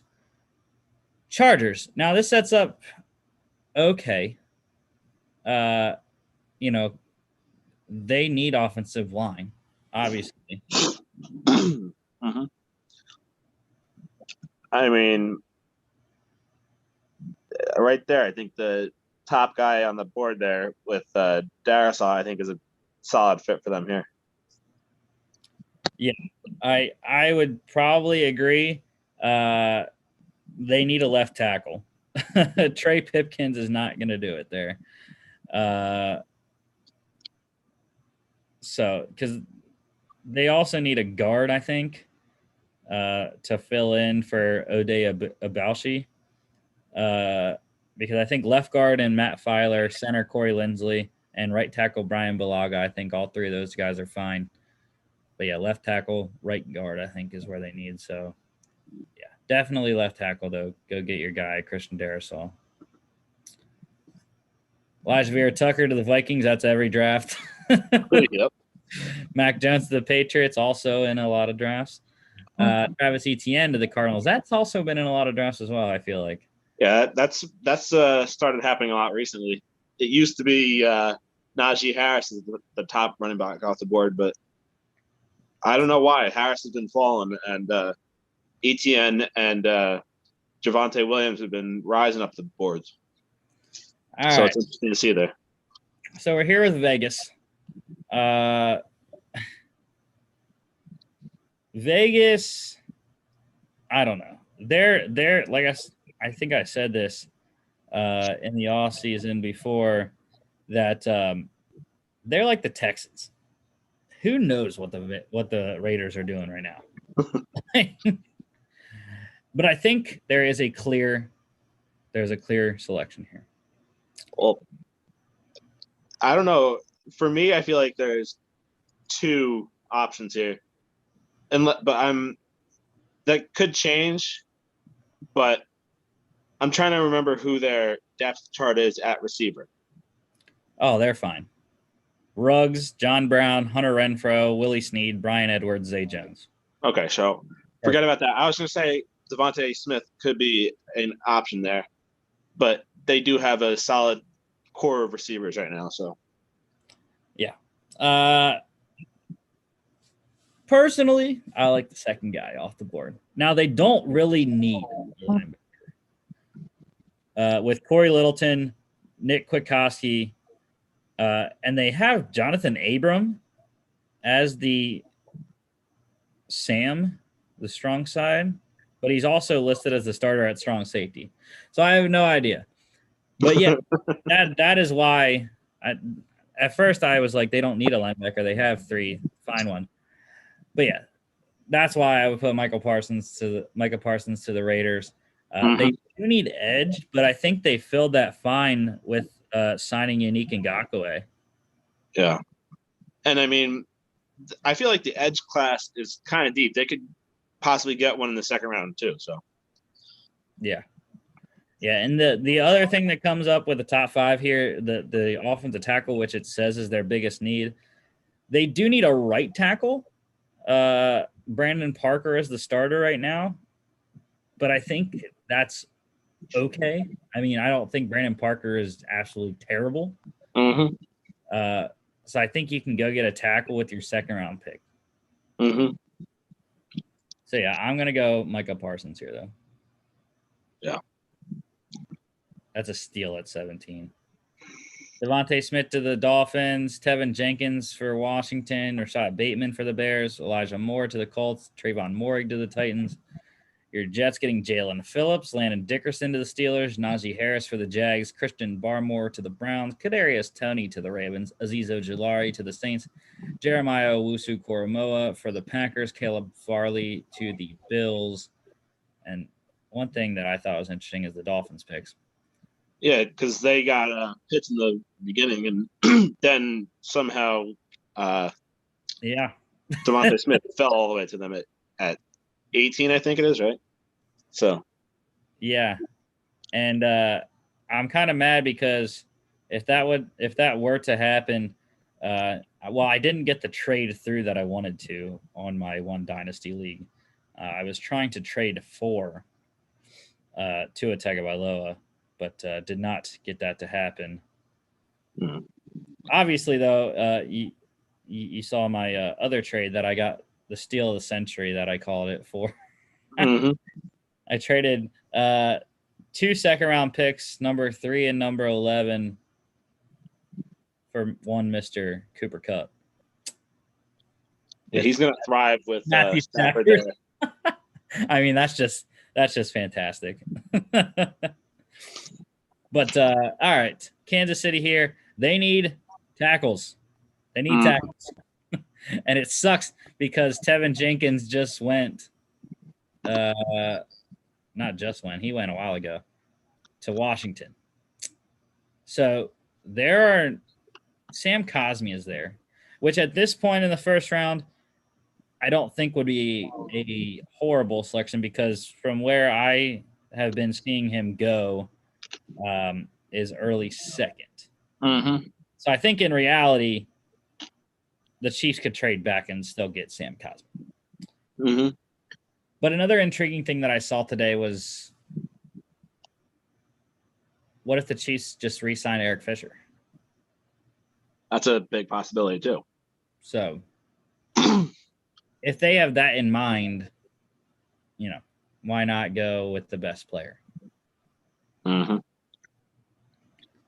Which I think I do agree. It is Kwity Paye, number one guy on the board. Mm-hmm. I don't have any issues with that. I think the linebacking core is still suspect. Dorian O'Daniel, Anthony Hitchens has been solid. I think Willie Gay is pretty good too, but that other spot, like I said, Dorian O'Daniel, I don't have a lot of confidence in. Zaven Collins is there, who I do really like. But I think you need to go get someone to bookend with Frank Clark. Tim Ward right now is the other defensive end, and I have no idea who Tim Ward is. Yeah, no. Yeah, defensive line is definitely one of the things that Kansas City needs the most. Like you said, they need a bookend for Frank Clark. And yeah, I think Kwity Paye right there would be one of the best options there at this point in this specific mock draft. Yeah, I think the only other thing would be corner. I don't think they need to go offense, right? No, I mean other than tackle. Well, the only other thing I was thinking about is unless they sign someone and I'm blanking, but they do need to replace Sammy Watkins.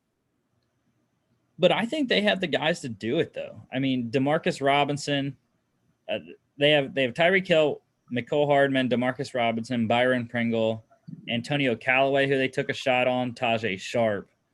Some of those guys maybe, the casual fan wouldn't think that they're that good, but, I think they're okay in that regard. Yeah. They could get a guy. Terrace Marshall's the best receiver. Yeah. And I think that there's going to be somebody good in the second round. So I don't think they really need to go with one here, but. Right. So it really comes down to the top two. Are we going to go edge with Kwity Paye, or are we going to go Zaven Collins? I mean, my vote would be for edge. All right. The only thing I'll say is that Zaven Collins can rush the passer as well. Just saying. And Kwity Paye doesn't have much production.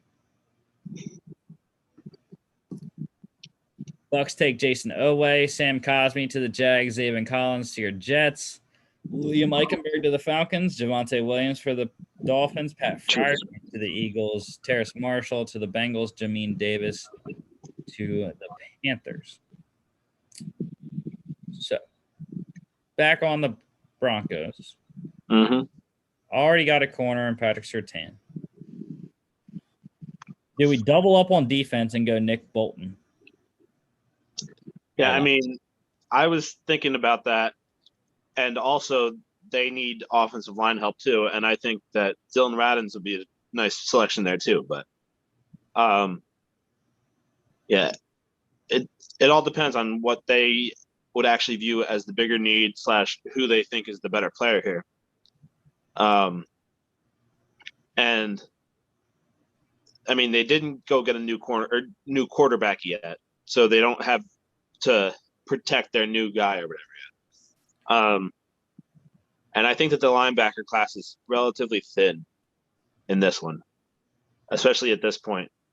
So I don't know. I think I would lean towards Nick Bolton. Yeah, I agree. See, I don't understand why the Broncos' offensive line is not good. Looking at who they have, you would think that it would be at the very least mid-pack. Garrett Bowles at left tackle, Dalton Reisner left guard, Lloyd Cushenberry at center, Graham Glasgow at right guard, and Jawan James at right tackle. Mm-hmm. I have no issues with any of those players. I mean, the left side a little bit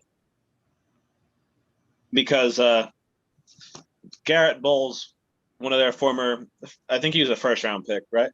Yes.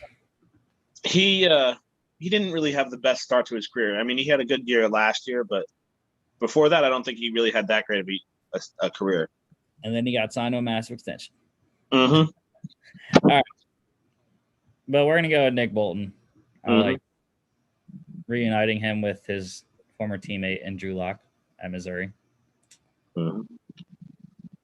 Lions go Eric Stokes, Giants, Baron Browning, Creed Humphrey to the Niners, Levi and Uzurike to the Cowboys, Javon Holland for the Jags, Rondale Moore to the Patriots. Now the Chargers back up here. We already got an offensive tackle, their left tackle here. Mhm. But now we can double up.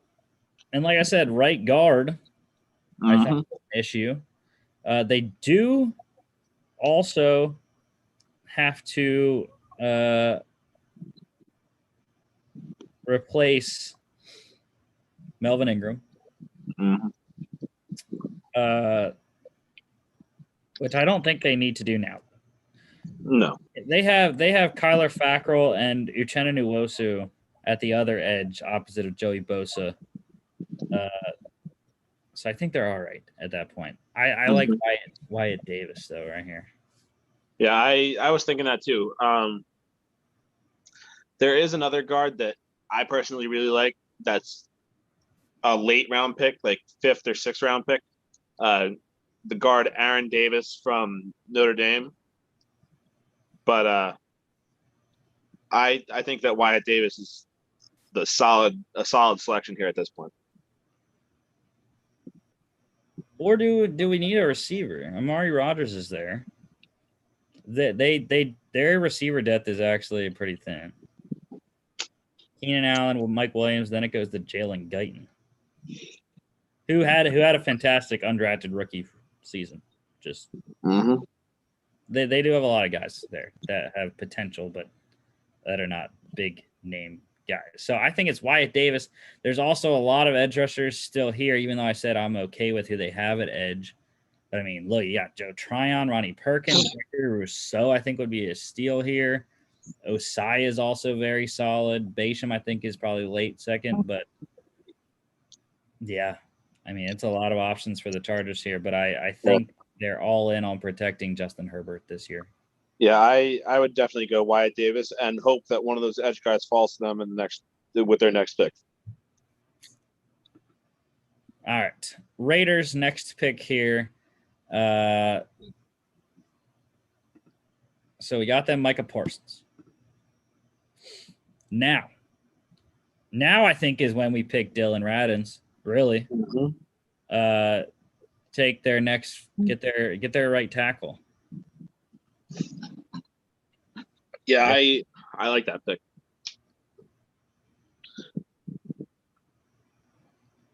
Cards taking Kelvin Joseph, Joe Tryon for the Dolphins, Amari Rodgers for Washington, Ronnie Perkins for the Bears, De'Ami Brown to the Titans, Alex Leatherwood for the Colts, Michael Carter for the Steelers, Jalen Mayfield for the Seahawks, Jabril Cox for the Rams, Carlos Basham to the Ravens, Gregory Rousseau for the Browns, Asante Samuel Jr. for the Saints, Brevin Jordan for the Bills, Brady Christensen to the Packers, Brevin Jordan to the Bills. That is interesting pick. Very solid, I would say, to say the least. Back on the Chiefs here. So we got Kwity Paye in round 1. That's kind of sad that Joseph Osai is there because we could have got him and took in someone else in the first. Specifically, Sam Cosmi, who went 2 picks later. Yeah, because tackle is still probably one of the biggest needs for the Chiefs here, but I mean, I'm trying to see. I don't really see any of those top guys fitting with them right now. Well, Aaron Robinson. I mean, I know they need corner, but I don't know. I don't really like the rest of the corner class. Their corner depth is lacking. I was actually, whenever this first top 5 came up here, I was looking at the 4th guy and Tommy Tremble. Yeah, I was thinking that too, but because I mean the depth behind Travis Kelce is not very good. Nick Keiser and Blake Bell. So, and we already talked about how they could potentially need another receiver. Well, why not just go the tight end route instead of receiver and put 2 tight ends out with Kelce and Tremble? Yeah.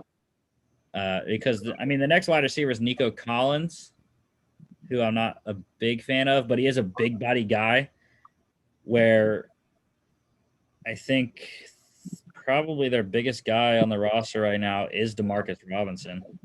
Mm. I would think. Maybe not. 6'1", 203. Oh, Lord. 5'10" for Mecole. 5'10" for Tyree. Is Byron Pringle big? Nope. 6'1". Antonio. I mean, I kind of like the other, like the rest of that group of receivers that you have on the screen right there. But no, I like the idea of Tommy Tremble though. Oh, there we go. Marcus Kemp, 6'4". Oh, Tajay Sharp's big too. 6'4" as well. Mm-hmm. I did not think Tajay Sharp was that big. I always thought Tajay was a slot guy.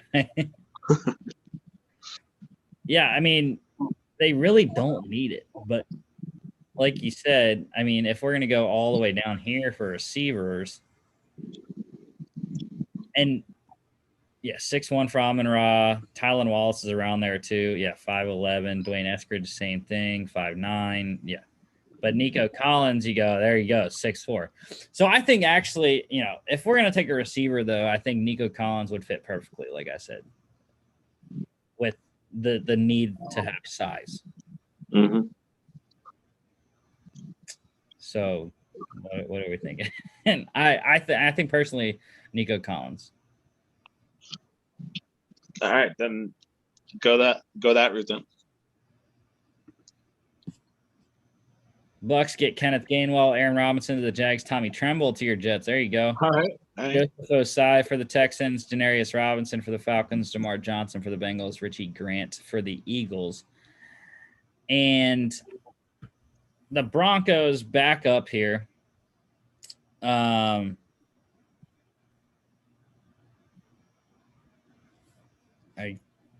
got to go back up the board a little bit. But, yeah.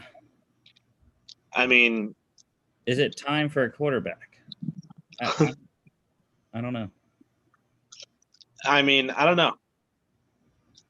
Obviously, there's been rumblings that they're trying to, or that they've been linked to some of these top tier guys in the draft in the first round and stuff. But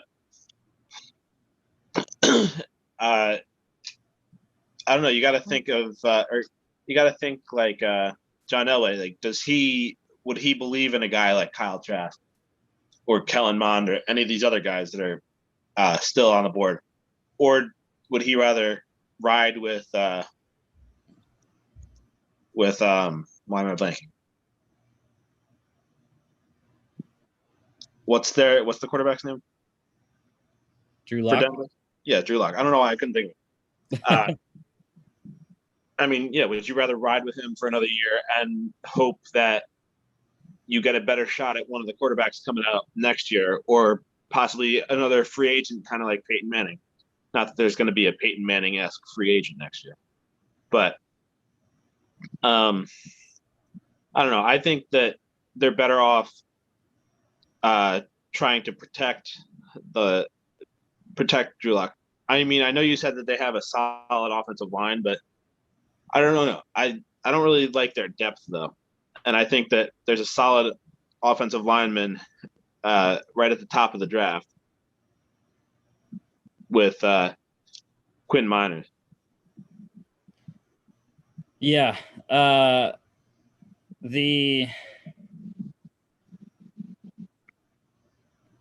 Broncos, I don't know.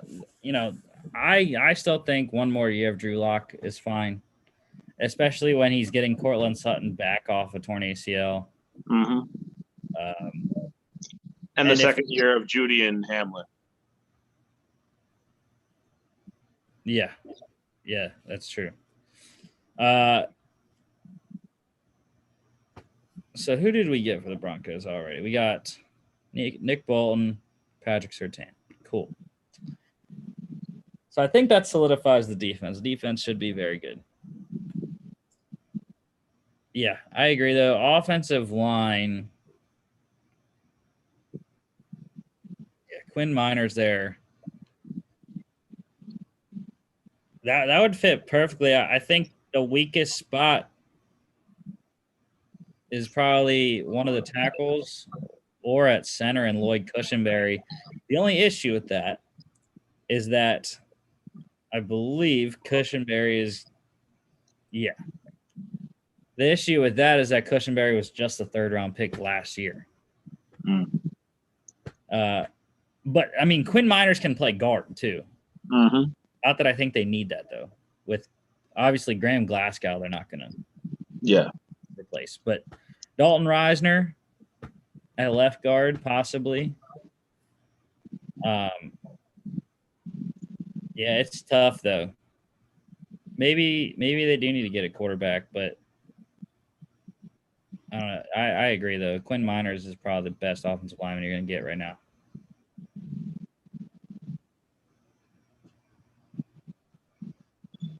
So, yeah, let's go Quinn Miners. Sure. Lions going Jackson Carman, Davion Nixon to the Panthers, Elijah Molden to Washington, Peyton Turner for the Cowboys, Ifeatu Melifonwu to the Giants. Back on the Chargers, we got Dylan. That's the Raiders. Wyatt Davis and Christian Darrisaw, 2 O-line solidifying their offensive line. And now I think is a good opportunity for them to go out and get another receiver, like you were saying before. I agree. Yeah, I mean, there's a bunch of them still here. Dwayne Eskridge, Amon-Ra St. Brown, Tylan Wallace. Mm-hmm. So looking at who they have, Keenan Allen, Mike Williams are going to be your outside guys. Jalen Guyton is a speedster, down the field threat. So I think that eliminates Tylan Wallace and Dwayne Eskridge. So I think Amon-Ra St. Brown would be the guy to be your slot guy to go the Juju route, actually. Coming out of USC, go have your production in the slot. Yeah, and I mean, he wouldn't have to go very far either. So, yeah, and he's a bigger slot too at 6'1". So, yeah, I really like Amon-Ra St. Brown because I think, yeah, they definitely need secondary depth, specifically at corner. There's not much behind Chris Harris and Michael Davis. But there's, the next Tyson Campbell would be a pretty good pick here, but let's go the unconventional route. Help Justin Herbert. That is the mantra of this draft right now. I mean, there's still some solid corners in free agency too. Like they have Richard Sherman still out there. They have I think their own guy that they released, Casey Hayward, isn't he still out there? I believe so. If they wanted to bring him back, or they have the guy that Pittsburgh let go, Mike. Wait, who was it? What's his name? Steven Nelson. Steven Nelson, yeah. So I mean, those are 3 solid guys that they could pick up at corner, but like I said, the Chargers still have one more at 97. So yeah, a good corner right there. But we're up with the Raiders here. The Vikings went in between there at 78 and got Quincy Roche, a freaking steal. Yeah, I was gonna say I'm surprised he's still sitting there at 78. That's ridiculous. And now we get a unique opportunity picking back-to-back picks here for the Raiders. So now the question is, who goes first, Chris? That's always like the same thing in dynasty drafts. And I'm like, dang, who do I want first? Well, that's the thing. You use most of your clock on the first pick because you have the second clock. You just got to make a decision at that point.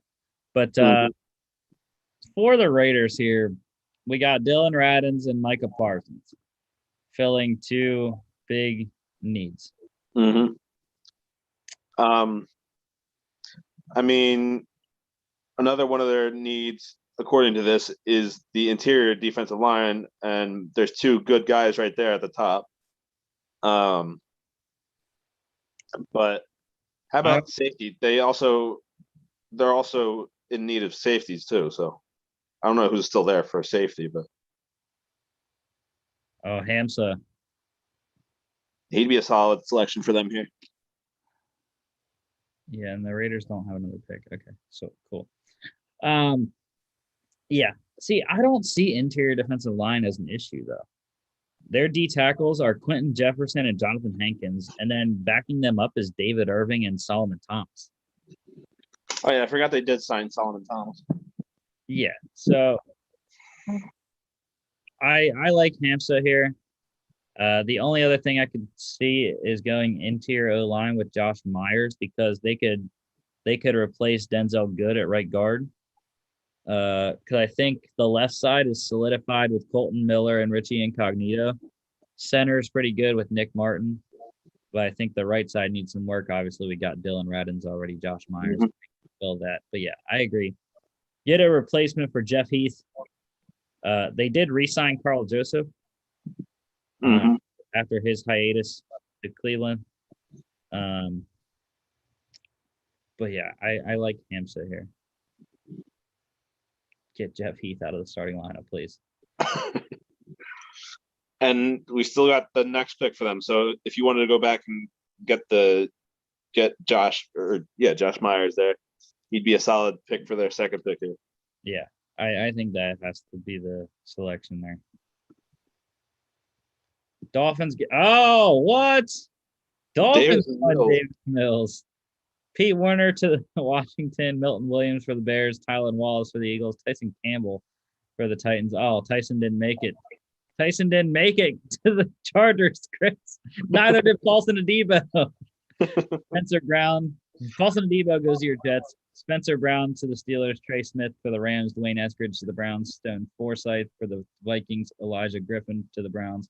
Tommy Togiai for the Packers. J2 Fele for the Bills. Chiefs, we took care of Nico Collins, Quiddy Pay. Now we talked about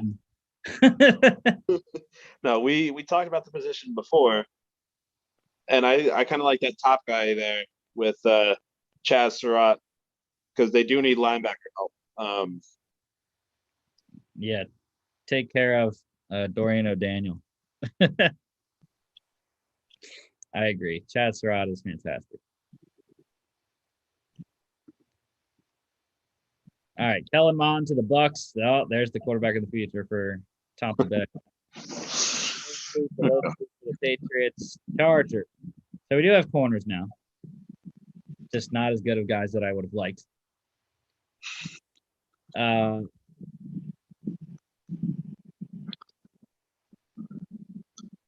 What about that first guy? No, they're good. You know, Austin Eckler, Dustin Jackson, Josh Kelly. In there. And well. Oh, Hunter Long though. Hunter Long. I was about to say, do they have a replacement for Hunter Henry? Oh, they do. Jared Cook. Well, yeah, no, he's not a replacement for him though. So I mean, wow, Hunter Long would be a cool pick. I mean, they've already given Justin Herbert a lot of help in this draft, and they have completely ignored the defense in our draft here. But yeah, we're gonna go all offense. Let's do it. All right. Do the opposite of what the Panthers did last year. I like it. So Cameron McGrone, Ardarius Washington for the Cowboys, Aleem McNeil for the Titans, Kyle Trask to the Lions. Ooh. Trey Sermon. What was that? To the Niners? Yeah. James Hudson for the Rams, Tyree Gillespie for the Ravens, and Tutu Atwell to the Saints. I think we picked him for the Saints before. I do like that pick too. Yeah. Kyle Trask, Lions, very interesting. Just saying. The Lions are a dark horse team to pick a quarterback in one of those middle rounds there. So they're gonna pick him at number 9. Kyle Trask shocks the world and goes number 9. All right, so there are all our picks here. Broncos getting Surtain at 9, Chargers going Christian Darrisaw at 13, Micah Parsons falls to the Raiders at 17, Kwity Paye for the Chiefs at 31, Nick Bolton for the Broncos at 40, Wyatt Davis for the Chargers at 47, next pick 48, Raiders going Dylan Radins, Nico Collins for the Chiefs at 63, 71, the Broncos go Quentin Miners, Chargers at 77 get Amon-Ra St. Brown, Hamza Nasruddin for the Raiders at 79, back-to-back going Josh Myers at 80, Chad Surratt to the Chiefs at 94, and rounding it out, Hunter Long to the Chargers at 97. And I will say the Chargers win. Yeah, they filled probably their biggest need with offensive line, doubling down on it. And they got a couple pretty good weapons there for Justin Herbert. So I think that this would help him just build on his incredible rookie season that he had, and I think that they did a pretty good job. I mean, it's kind of tough to draft for a team like the Chiefs because they were just in the Super Bowl. They didn't really lose a lot of key pieces, if any. But I think we hit on some of their needs as well. But then a team like the Broncos, they just have too many holes to fill. So it's kind of hard to draft for them too. And the Raiders, I mean, the Raiders are one of those teams that's right on the edge of the playoffs. So they kind of just filled a couple of their needs too. But yeah, I think the Chargers had the best draft here. Yeah, I didn't really like the Chiefs or the Broncos. The Broncos outside of Surtain. I mean, I like Nick Bolton and Quinn Miners, but I don't know. It felt like a weak one. I think the Chiefs was the weakest out of all of them. Mm-hmm. But yeah, the Raiders I thought was the second best just because they filled needs with quality value, especially in the first round. Getting Parsons at 17, I think, is ridiculous. Mm-hmm. But yeah, all right, let's go back to. Although just outside of our draft here, I think that the best team had to be the Dolphins, getting all those offensive weapons there. Yeah, they got Javonte Williams as well, I believe. Yeah. I really hope that doesn't actually happen. But all right. Well, next Friday, week 4. That is wrong. We are not having the AFC West mock draft next Friday. But yeah. So next Friday, draft week 4. We are now under 2 weeks away, Chris. Yep. Next Friday, we will be within a week. Yep, it'll be the last Friday show before the draft. Yeah, and we won't have one unless people want to do one on draft night too. But yeah, we'll have all the NCAA and NFL news. We will also, I'll type this in right now. We'll also have FCS playoff game previews. Yes, sir, we will. Because Selection Sunday is this weekend, April 18th. So it will be interesting to see who the 16 teams are that make the playoffs. We'll be talking about that on Monday's show and previewing all the FCS matchups in the playoffs next Friday. That is our show for the day. A little bit longer than I would have liked, but good times. I like that I actually did research for once on games. Like I said, it was after the parlay was submitted. Just hanging on for some baseball bets still. I forgot I do have some baseball bets in, man. No runs first inning. Nerfies are fantastic if you're into betting. All you got to do is get 6 outs in the first inning. No runs, you're good. You win money. And it's easy because you don't have to watch the whole game. You watch the first inning and that's it. and then you can go about your business. But yeah, that's it. I had something else in my head, and I don't know. Oh, it literally just popped up on my phone. That's why it was in my head. So, the Bears just signed former Niners, and I guess you can call him Eagles, even though he didn't play for the Eagles. Wide receiver Marquise Goodwin. So yeah, Interesting signing. tags along with Allen Robinson there, and Riley Ridley. Mhm. But yeah, don't forget to follow us here on YouTube, as well as our Facebook page and on all our social media at FAA Podcast on all of those, Instagram and Twitter. FAApodcast.com is our website. Check out our store. Just click the shop button in the top right corner. And also, if you would not like to see our faces, you can go to Spotify and click the subscribe button, listening to us there. Thanks, Chris, and I'll see you on Monday.